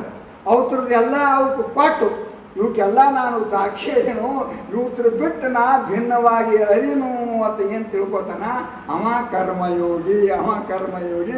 ಅವ ಏನೂ ಯಾವ ಕರ್ಮ ಮಾಡಿದ್ರು ಅವನಿಗೆ ಲೇಪ ಆಗುವುದಿಲ್ಲ, ಅವ ನಿರ್ಲೇಪ ಇರ್ತಾನ. ನಿಜಾವನರಿತ ಯೋಗಿ ಯಾವ ಕರ್ಮದ ಕಾಟ, ನಿಜಾವನರಿತ ಯೋಗಿ ಯಾವ ಕರ್ಮದ ಕಾಟ. ಭಜನೆಯಿಂದಾವ ಪುಣ್ಯದೋಳ್ ಒಡಗೂಟ, ಭಜನೆಯಿಂದಾವ ಪುಣ್ಯದೋಳ್ ಒಡಗೂಟ. ನಿಜವನರಿತ ಯೋಗಿ ಯಾವ ಕರ್ಮದ ಕಾಟ, ಕನಸಿನೋಳ ಅರಸಿಗೆ ಬಡತನವಾಗೆ, ಕನಸಿನೋಳ ಅರಸಿಗೆ ಬಡತನವಾಗೆ. ತಜ್ಜನಿತ ದುಃಖವನು ಎಚ್ಚರೋ ನೀಗಿದಂತೆ, ತಜ್ಜನಿತ ದುಃಖವನು ಎಚ್ಚರೋ ನೀಗಿದಂತೆ. ನಿಜವನರಿತ ಯೋಗಿ ಯಾವ ಕರ್ಮದ ಕಾಟ. ಇಲ್ಲಿ ನೋಡಿ ದೃಷ್ಟಾಂತ ಹೆಂಗೆ ಕೊಟ್ಟಂದ್ರ, ನಿಜವಾದ ಯೋಗದಿಂದ ಪರಮ ಸತ್ಯದ ಸಾಕ್ಷಾತ್ಕಾರ ಮಾಡ್ಕೊಂಡಂತ ಒಬ್ಬ ಕರ್ಮಯೋಗಿ ಇದ್ದಂದ್ರೆ ಅವ ಏನು ಮಾಡ್ತಾನ, ಒಬ್ಬ ರಾಜಾಗ ಒಂದು ದೃಷ್ಟಾಂತ ಕೊಟ್ಟಾನಿಗೆ. ಒಬ್ಬ ರಾಜ ಅದ, ಆ ರಾಜಾಗ ಎಂಥ ಕಾಣಿಸಿಬಿಟ್ಟದ, ಸೂರವೀರ ರಾಜ ಅದನ, ಎಲ್ಲ ಸಮರ್ಥವನ ಅಂಥವನಿಗೆ ಒಂದು ಕಾಣಿಸಿಬಿಟ್ಟದ. ಏನು ಕಾಣಿಸಿಬಿಟ್ಟದ, ಶತ್ರು ರಾಜ ಒಬ್ಬ ಬಂದು ಅವನ ಮ್ಯಾಲ ಅತಿಕ್ರಮಣ ಮಾಡ್ಯಾನ, ಅವನಿಗೆ ಸೋಲಿಸಿ ತನ್ನ ಇವನ ರಾಜ್ಯವನ್ನು ತನ್ನ ಕೈವಶ ಮಾಡ್ಕೊಂಡನ. ಹೆಂಡ್ರು ಮಕ್ಕಳಿಗೆಲ್ಲ ಬಂದಿಖಾನೆಯಾಗಿಟ್ಟಾನ, ಇವನಿಗೂ ಬಂದಿಖಾನೆಯಾಗಿಟ್ಟಾನ. ಯಾವಾಗ ಕನಸನಾಗ, ಅವಾಗ ಕನಸನಾಗ ಇವ್ ಮೈ ಅಂತ ಅಳ್ಳಾಕತ್ತಾನ. ನಂದೆಲ್ಲ ರಾಜಕೀಯ ಹೋಯ್ತು, ನನ್ನ ಹೆಂಡ್ರು ಮಕ್ಕಳು ಪ್ರದೇಶ ಆದರು, ನಾನು ರಾಜ ಪದವಿ ಭೋಗಿಸ್ತಿದ್ದ, ಇನ್ನು ಭಿಕ್ಷಾ ಪದವಿ ನನ್ನ ಭತ್ತ ತಂದು ಎಲ್ಲಿ ಹೇಳಾಕತ್ತಾನ, ಕನಸನಾಗಿ ಹೇಳಾಕತ್ತಾನ. ಮುಂದೆ ಅವನಿಗೆ ಫಕ್ರಿ ಹೆಸರು ಆಯಿತು. ಫಕ್ರಿ ಹೆಸರು ಆದ ಕೂಡಲೇ ಅವಾಗತ್ತಾನ, ನಂದು ರಾಜನೂ ಇದ್ದಲೇ ಅದ, ಹೆಂಡ್ರು ಮಕ್ಕಳು ಇಲ್ಲದೇ ಅದ, ಮತ್ತು ಇದ್ಯಾನೂ ಆಗೇ ಇಲ್ಲ, ಅದು ತಂತಾಗಿರೋದು ಒಂದು ಕನಸದ. ಹ್ಯಾಂಗ ಕನಸಿನೊಳಗೆ ಇರುತ್ತಾನ, ಕನಸಿನ ವಸ್ತುಗಳು ಸತ್ಯ ಅನ್ನಿಸ್ತಲ್ಲ, ಹಂಗೆ ಅಜ್ಞಾನದೊಳಗೆ ಇರ್ತಾನ ಹೆಣ್ಣ ಹೊನ್ನ ಮಣ್ಣ ಇದು ಎಲ್ಲ ವ್ಯವಹಾರ ಸತ್ಯ ಅನ್ನಿಸ್ತದ. ಯಾವಾಗ ನಮಗೆ ಪೂರ್ಣ ಜ್ಞಾನ ಆಗ್ತದ ಇವೆಲ್ಲ ಅವಾಗ ಮಿಥ್ಯ ಆಗ್ತವ, ಇವೆಲ್ಲ ಮಿಥ್ಯ ಆಗ್ತವ. ಈ ಪ್ರಕಾರ ಕರ್ಮ ಮಾಡಿಪ್ಪ ಅಂತ ಶ್ರೀಕೃಷ್ಣ ಪರಮಾತ್ಮ ಭಗವದ್ಗೀತೆಯೊಳಗೆ ಘಂಟಾಘೋಷವಾಗಿ ಹೇಳಕತ್ತಾನ. ಅಂತಹ ಭಗವದ್ಗೀತೆ ನೀವು ಶ್ರವಣ ಮಾಡಕತ್ತಿರಲ್ಲ, ನಿಮ್ಮಂಥ ದೊಡ್ಡ ಭಾಗ್ಯವಂತರೇ ಯಾರು ಇಲ್ಲ. ಇರಲಿ, ಇನ್ನು ಅದೆಲ್ಲ ತಿಳ್ಕೊಂಡಂಥ ಜ್ಞಾನ ಆದ ಬಳಿಕ ಅವನಿಗೂ ಸಂಶಯ ಬರ್ತಾವ ಮಂದಿಗೆ. ಇವೆಲ್ಲ ಮಂದಿ ಕಣ್ಣಿಗೆಲ್ಲ ಜ್ಞಾನಿ ಕಾಣಿಸ್ತಾನ, ಯೋಗಿ ಕಾಣಿಸ್ತಾನ. ಇವನಿಗೆ ಹ್ಯಾಂಗೆ ಯೋಗಿ ಅನ್ಬೇಕು, ಇವನಿಗೆ ಹ್ಯಾಂಗೆ ಜ್ಞಾನಿ ಅನ್ಬೇಕು. ಅವ್ರಿಗೆ ಯಾಕೆ ಸಂಶಯ ಬರ್ತಂದ್ರೆ, ಇವನು ಉಳಿದವ್ರು ಹ್ಯಾಂಗೆ ಉಣ್ತಾರೆ ಹಾಗೆ ಊಟ ಮಾಡ್ತಾನೆ, ಎಲ್ಲರೂ ಹ್ಯಾಂಗೆ ಪ್ರಪಂಚ ಮಾಡ್ತಾನೆ, ನಡೆದಾಡೋದು ಮಾಡೋದು, ಪಂಚ ಜ್ಞಾನೇಂದ್ರಿಯಗಳ ವ್ಯವಹಾರ, ಪಂಚಕರ್ಮೇಂದ್ರಿಯ ಯಾವ ವ್ಯವಹಾರ ಬಿಟ್ಟಾನೆ ನೀವು, ಎಲ್ಲರೇ ಮಾಡ್ತಾನ. ಇವನಿಗೆ ಹ್ಯಾಂಗೆ ಯೋಗಿ ಅನ್ಬೇಕು, ಇವನಿಗೆ ಹ್ಯಾಂಗೆ ಯೋಗಿ ಅನ್ಬೇಕು. ಶ್ರೀಕೃಷ್ಣ ಪರಮಾತ್ಮ ಸ್ವತಃ ಕರ್ಮಯೋಗಿ ಇದ್ದ. ಎಲ್ಲರೂ ಅವನಿಗೆ ಯೋಗೇಶ್ವರ ಯೋಗೇಶ್ವರ ಅಂತ ಹೊಂಟ್ರೆ ಎಲ್ಲರೂ ಸಾಷ್ಟಾಂಗ ನಮಸ್ಕಾರ ಆಗ್ತಿದ್ರು. ಆದ್ರೆ ಕೃಷ್ಣನ ಹೆಂಡತಿಗೆ ರುಕ್ಮಿಣಿಗೆ ಸಂಶಯ ಬತ್ರಿ. ಕೃಷ್ಣ ನೋಡ್ರಿ ಕೇಳಿ ಭಾಳ ವಿಚಿತ್ರ ಅದು. ಕೃಷ್ಣನ ಹೆಂಡತಿಗೆ ಸಂಶಯ ಬತ್ತು. ಇವ ಎಲ್ಲರ ಕೈಲಿ ಕಾಲು ಬಿಡಿಸ್ಕೊತಾನ, ಎಲ್ಲರೂ ಹೊರಗೆ ಬಂದು ದಡ ದಡ ದಡ ಕಾಲಿಗೆ ಬೀಳ್ತಾರ. ಇವನಿಗೆ ಹ್ಯಾಂಗೆ ಇವ್ರು ಎಲ್ಲ ಯೋಗಿ ಯೋಗೇಶ್ವರ ಯೋಗೇಶ್ವರ ಅಂತಾರೆ. ಇವ ಹ್ಯಾಂಗೆ ಯೋಗಿ, ಇವ ಎಲ್ಲರಂಗೆ ಪ್ರಪಂಚ ಮಾಡ್ತಾನೆ, ಎಲ್ಲರಂಗೆ ಸಂಸಾರ ಮಾಡ್ತಾನೆ.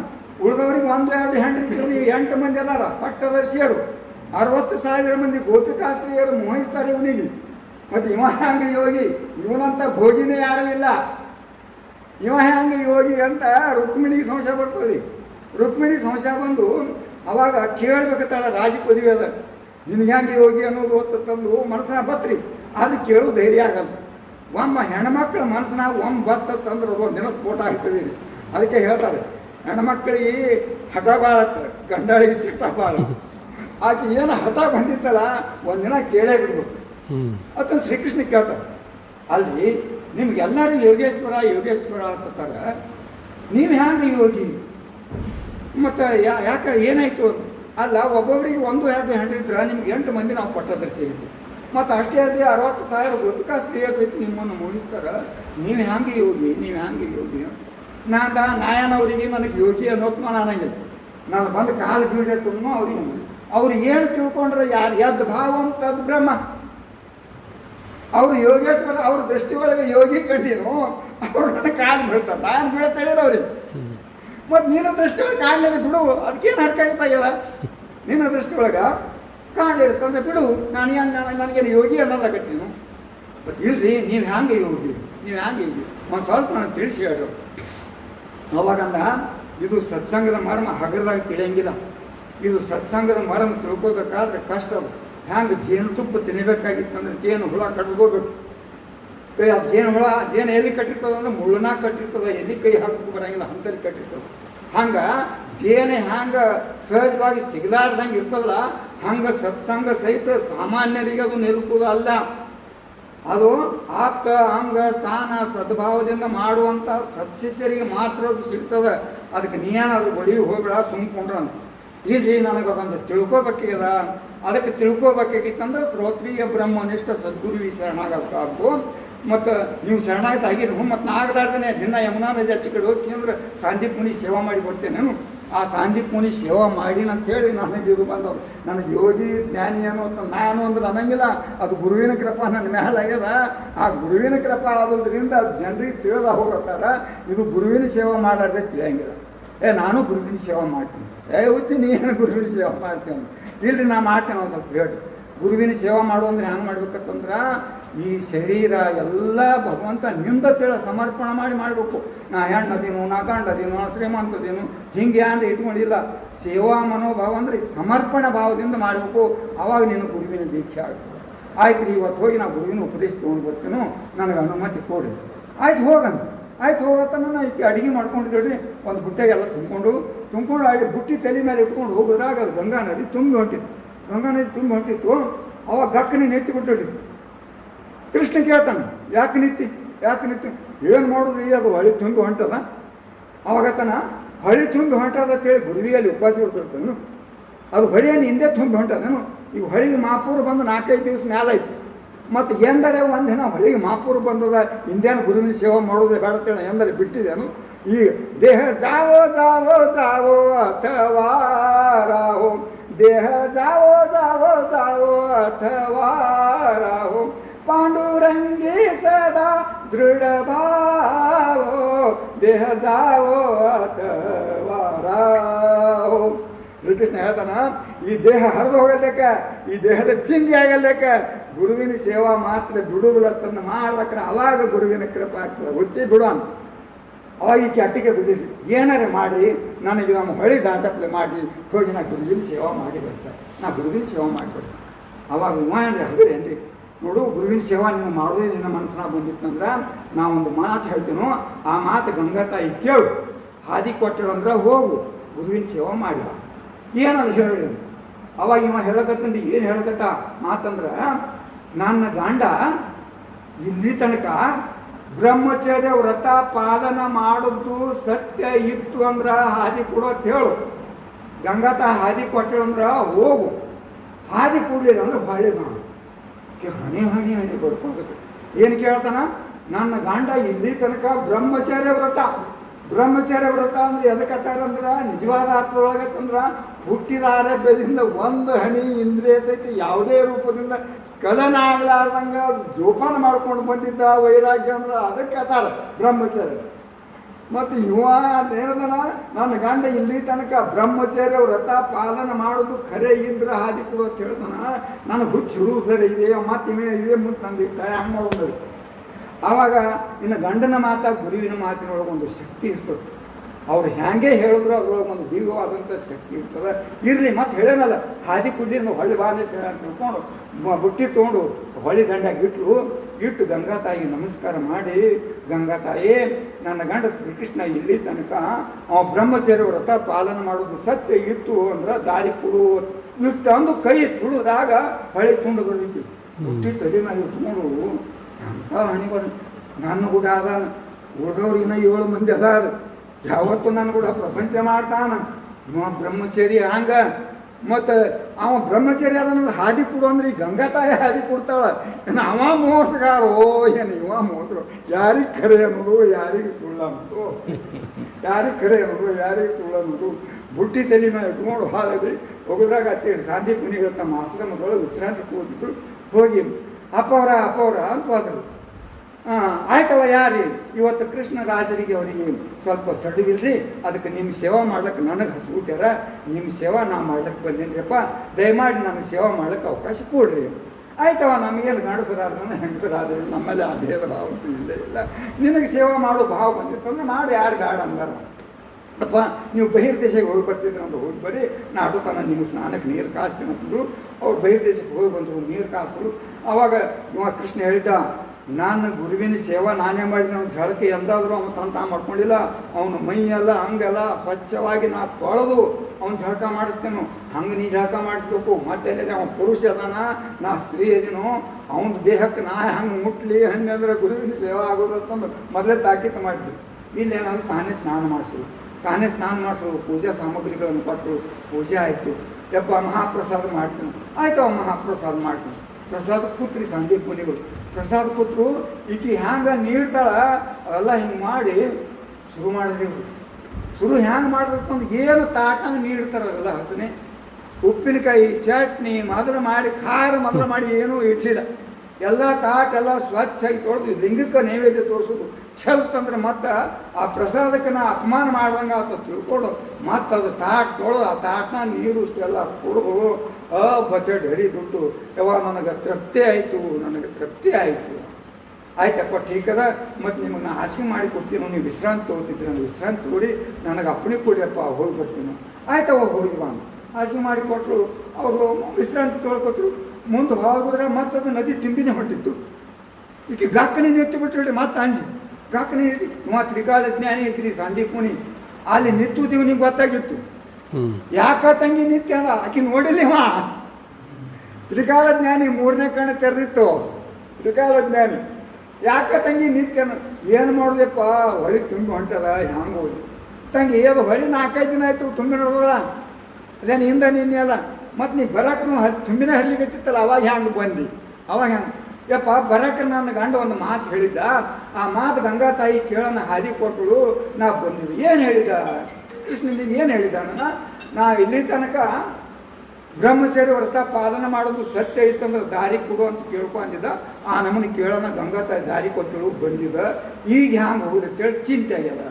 ಅವಾಗ ಹಿಂಗೆ ಈಗ ನಾವೊಂದು ಮಾತು ಹೇಳ್ತೇನು ಕೇಳು, ಅದ್ರ ಪ್ರಕಾರ ಗಂಗಾ ಮಾತೆ ಹಾದಿ ಕೊಟ್ಟಳಂದ್ರೆ ಹೋಗು, ಹಾದಿ ಕುಡ್ಲೇನು ಹೊಳಿ ಬಾ, ಇಲ್ಲೇ ಆಶ್ರಮದ ಇರಾಗೈತಿ, ಏನು 2 ದಿನ ಹೋಗೋದಕ್ಕೆ 3 ದಿನ ಹೋಗೋದಕ್ಕೆ ಹೊಳಿ ಇಳಿಯೋಣ, ನೀವು ಹೋಗಕತ್ತೀರ. ಆಯ್ತಪ್ಪ ಹೇಳಂದ್ರು. ಬುಟ್ಟಿಯನ್ನು ತಲೆ ಮೇಲೆ ಇಟ್ಕೊಂಡಳ.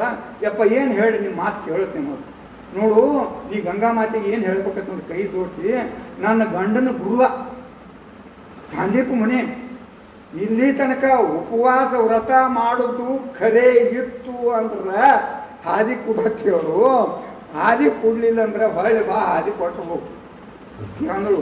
ಹಣಿ ಪಡ್ಕೊಂಡು ಉಪವಾಸ ವ್ರತ ಅಂದ್ರೆ ಎದಕ್ಕೆ ಅತ್ತಾರಂದ್ರೆ ಒಂದು ಅಗಳ ಅನ್ನ ಬಾಯಾಗ ಹಾಕಿರಬಾರ್ದು, ನೀರು ಸೇವನೆ ಮಾಡಿರಬಾರ್ದು. ಉಪವಾಸ ಅಂದ್ರೆ ಇದರ ಅರ್ಥ ಮತ್ತೆ ವ್ಯಾಖ್ಯಾನ ಬೇರೆ ಮತ್ತೊಮ್ಮೆ ಹೇಳಿ. ಉಪ ಅಂದ್ರೆ ಆ ಪರಮಾತ್ಮನ ಸಮೀಪ ವಾಸ ಮಾಡೋದಕ್ಕೆ ಅದಕ್ಕೆ ಉಪವಾಸ ಅಂತಾರೆ. ಆದ್ರೆ ಇಲ್ಲೇನು ಬಂದದಂದ್ರೆ ನಾ ತಂದುದೆಲ್ಲ ತಿಂದಾನ. ಮತ್ತು ಈಗೇನು ಹೇಳ್ತಾನ, ನನ್ನ ಗಂಡನ ಗುರು ಸಂದೀಪ ಮುನಿ ಇಲ್ಲಿ ತನಕ ಉಪವಾಸ ವ್ರತ ಮಾಡೋದು ಖರೆ ಇತ್ತಂದ್ರೆ ಹಾದಿ ಕೊಡೋತ್ತೇಳು, ಹಾದಿ ಕೊಟ್ಟು ಹೋಗು ಕೊಡ್ಲಿಕ್ಕೆ ಬಾ. ಇದು ಮತ್ತೆ ಹಣೆ ಪಡ್ಕೊಂಡು ಇದು ಹ್ಯಾಂಗ ಅನ್ನು ಬರಕ್ರಿಂದು ಅದು ಅವ ಪ್ರಪಂಚ ಹ್ಯಾಂಗೆ ಮಾಡ್ಯಾನೋ, ಯಾರು ನೋಡ್ಯಾರೋ ಬಿಟ್ಟಾರೋ ಗೊತ್ತಿಲ್ಲ, ಗಂಡ್ರು ಕೂಡ ಹ್ಯಾಂಗೆ ಕೂಡ್ಯಾನೋ ಬಿಟ್ಟಾನೋ ಅದು ಗೊತ್ತಿಲ್ಲ. ಇವತ್ತು ತಂದದ್ದೆಲ್ಲ ನಾನು ಮುಂದೆ ಪ್ರತ್ಯಕ್ಷ ತಿಂದಾನಲ್ಲ, ಇದು ಪ್ರತ್ಯಕ್ಷ ಅದಲ್ಲ, ಅದು ಇನ್ನೂ ಅಪ್ರತ್ಯಕ್ಷ ಹೇಳೋದು. ಕೃಷ್ಣ ಹೇಳೋದು ಅಪ್ರತ್ಯಕ್ಷ ಅದು. ಮತ್ತು ಇವ ತಂದದ್ದೆಲ್ಲ ತಿಂದು ಏನು ಹೇಳ್ತಾನ, ನನ್ನ ಗಂಡನ ಗುರು ಇಲ್ಲಿ ತನಕ ಉಪವಾಸ ವ್ರತ ಮಾಡೋದು ಖರೆ ಇತ್ತು ಅಂದ್ರೆ ಮತ್ತು ಹ್ಯಾಂಗತ್ತಾನ ಜೀವನ ಇರು ಪರ್ಯಂತ ಉಪವಾಸ ವ್ರತ ಆತಾನೇವ ಅಂದ್ರೆ ಹೊಟ್ಟೆ ಊಟ ಮಾಡಿಲ್ಲ. ಇದ್ರ ಅರ್ಥ ಏನು, ಹೊಟ್ಟೆ ಊಟ ಮಾಡಿಲ್ಲ. ನನ್ನ ಗಂಡನ ಗುರು ಉಪವಾಸ ವ್ರತ ಮಾಡೋದು ಖರೆ ಇತ್ತು ಅಂದ್ರೆ ದಾರಿ ಕೊಡೋತ್ತೇಳು, ದಾರಿ ಕೊಟ್ಟು ಹೋಗಿಲ್ಲ ಬಾನು.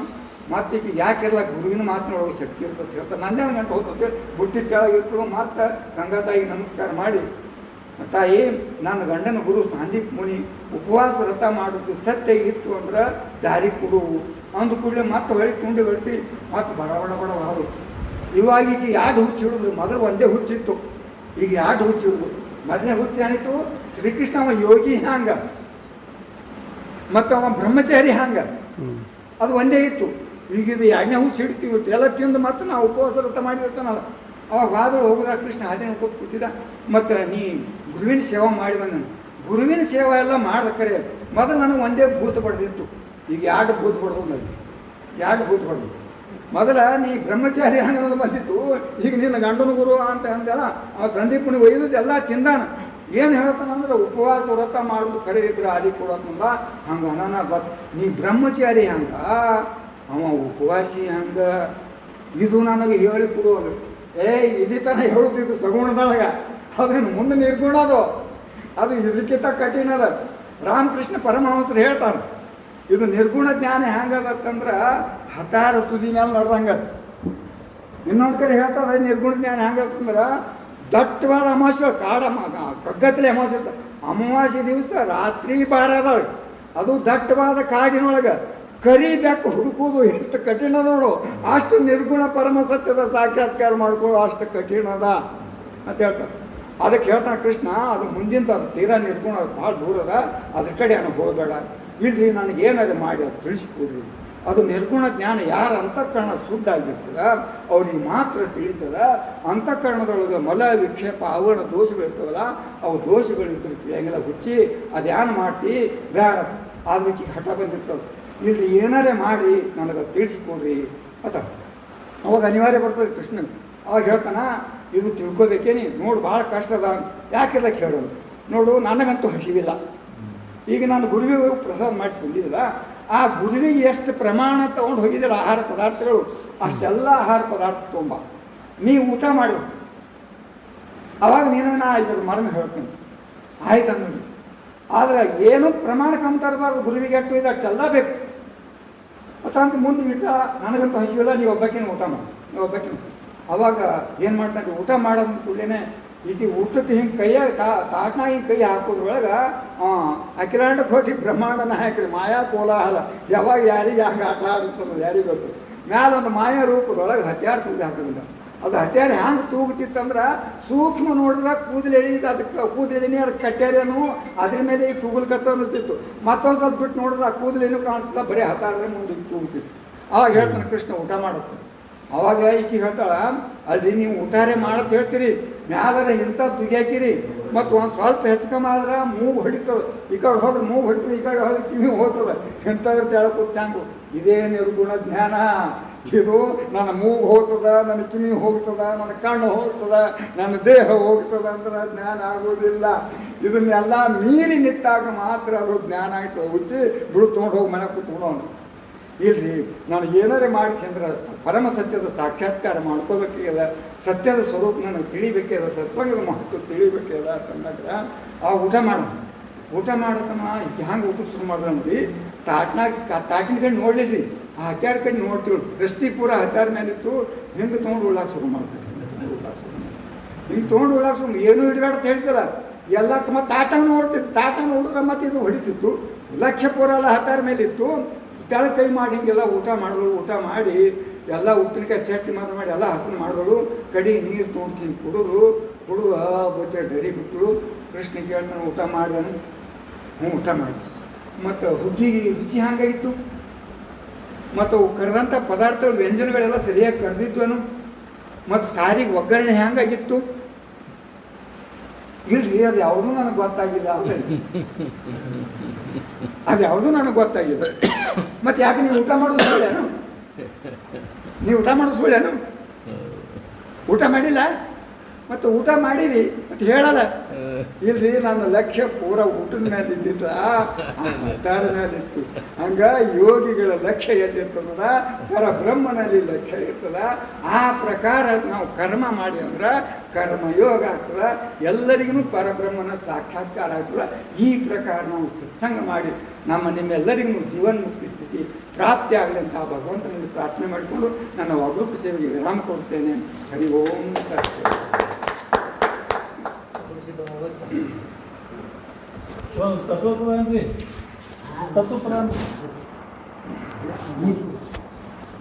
ನೀರಂತ ನಾ ವೇದಿಕೆ ಅವಾಗ ಆರತಿ ಪದ್ಯ ಮಾಡ್ತಾರೆ.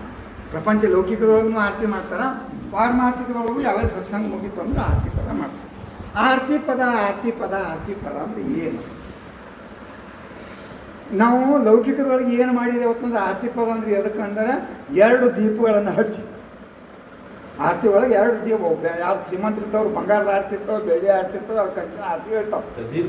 ಹಾಂ, ಅದು 2 ಆರತಿಗಳನ್ನು ಹಚ್ಚಿ ಅದಕ್ಕೆ ನಾವು ಆರತಿ ಮಾಡೋದು ಅಂದಿವಿ. ಇದು ಲೌಕಿಕದೊಳಗೆ. ಮತ್ತು 2 ಯಾಕೆ ಹಚ್ಚಿದ್ರು? ಒಂದೇ ಹಚ್ಚಲಿಕ್ಕೆ ಬರ್ತಿದ್ಲಿ.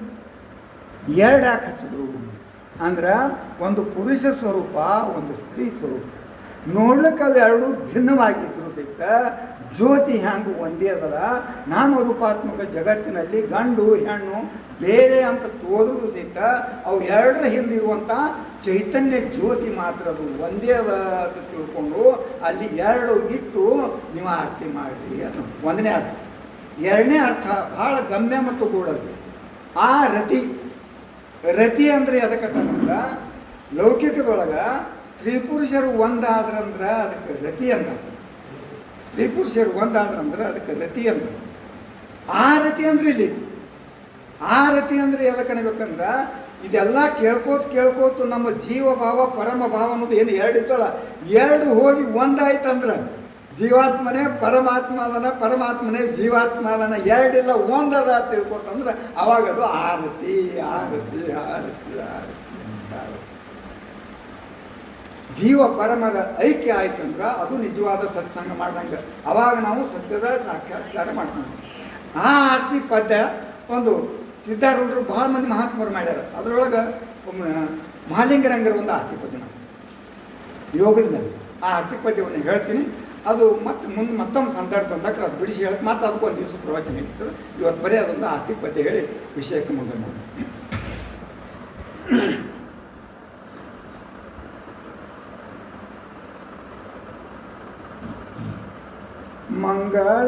ಮಂಗಳವಾಗಿಹುದೇ ಜಯ ಜಯ ಮಂಗಳವಾಗಿಹುದೇ, ಮಂಗಳವಾಗಿಹುದೇ ಜಯ ಜಯ ಮಂಗಳವಾಗಿಹುದೇ. ಕಂಗಳ ಕೊನೆಯಲ್ಲಿ ತಳ ತಳ ಹೊಳೆಯುವ, ಕಂಗಳ ಕೊನೆಯಲ್ಲಿ ತಳ ತಳ ಹೊಳೆಯುವ ತಿಂಗಳ ಬೆಳಕಿನ ತಿಳಿರಸವು ಕುತ, ತಿಂಗಳ ಬೆಳಕಿನ ತಿಳಿರಸವು ಕುತ. ಮಂಗಳವಾಗಿಹುದೇ ಜಯ ಜಯ ಮಂಗಳವಾಗಿಹುದೇ. ಆರು ಚಕ್ರಕ್ಕೆ ಮೀರಿ ಸೂಕ್ಷ್ಮ ದ್ವಾರದೊಳಗೆ ಸೇರಿ, ಆರು ಚಕ್ರಕ್ಕೆ ಮೀರಿ ಸೂಕ್ಷ್ಮ ದ್ವಾರದೊಳಗೆ ಸೇರಿ. ಏರಿಸಾಸಿರದಾಳ ಪದ್ಮಸಿಂಹಾಸನ, ಏರಿಸಾಸಿರದಾಳ ಪದ್ಮಸಿಂಹಾಸನ. ಭೂರಿ ಬ್ರಹ್ಮಾನಂದ ಪದವಿಯ ಸೇರಲು, ಭೂರಿ ಬ್ರಹ್ಮಾನಂದ ಪದವಿಯ ಸೇರಲು. ಮಂಗಳವಾಗಿಹುದೇ ಜಯ ಜಯ ಮಂಗಳವಾಗಿಹುದೇ. ವಿರತಿ ಎಂಬುವ ಪತ್ತಿ ಭಕುತಿಯು ಎರಕವಾಗಿ ತೈಲ, ವಿರತಿ ಎಂಬುವ ಪತ್ತಿ ಭಕುತಿಯು ಎರಕವಾಗಿ ತೈಲ. ಎರಡು ಒಂದಾಗಿರಲು, ಎರಡು ಒಂದಾಗಿರಲು ತಾಮಸ ಕತ್ತಲೆ ಕಳೆಯುವುದು, ತಾಮಸ ಕತ್ತಲೆ ಕಳೆಯುವುದು. ಮಂಗಳವಾಗಿಹುದೇ ಜಯ ಜಯ ಮಂಗಳವಾಗಿಹುದೇ. ರವಿ ಶಶಿ ತಾರೆಗಳು ಬೆಳಗುವ ಪ್ರವಿಮಾಲ ಚಿತ್ಕಳೆಯೋ, ರವಿ ಶಶಿ ತಾರೆಗಳು ಬೆಳಗುವ ಪ್ರವಿಮಾಲ ಚಿತ್ಕಳೆಯೋ. ಕವಿದೊಳಗರಗೆಂಬುವುದನ್ನು ಅರಿಯದೆ, ಕವಿದೊಳಗರಗೆಂಬುದನ್ನರಿಯದೆ. ಅವಿರಳ ಗುರು ಮಹಾಲಿಂಗನ ತೇಜವು, ಅವಿರಳ ಗುರು ಮಹಾಲಿಂಗನ ತೇಜವು. ಮಂಗಳವಾಗಿಹುದೇ ಜಯ ಜಯ ಮಂಗಳವಾಗಿಹುದೇ, ಮಂಗಳವಾಗಿಹುದೇ ಜಯ ಜಯ ಮಂಗಳವಾಗಿಹುದೇ. ಓಂ ಚೈತನ್ಯಂ ಶಾಶ್ವತಂ ಶಾಂತಂ ವ್ಯೋಮಾತೀತಂ ನಿರಂಜನಂ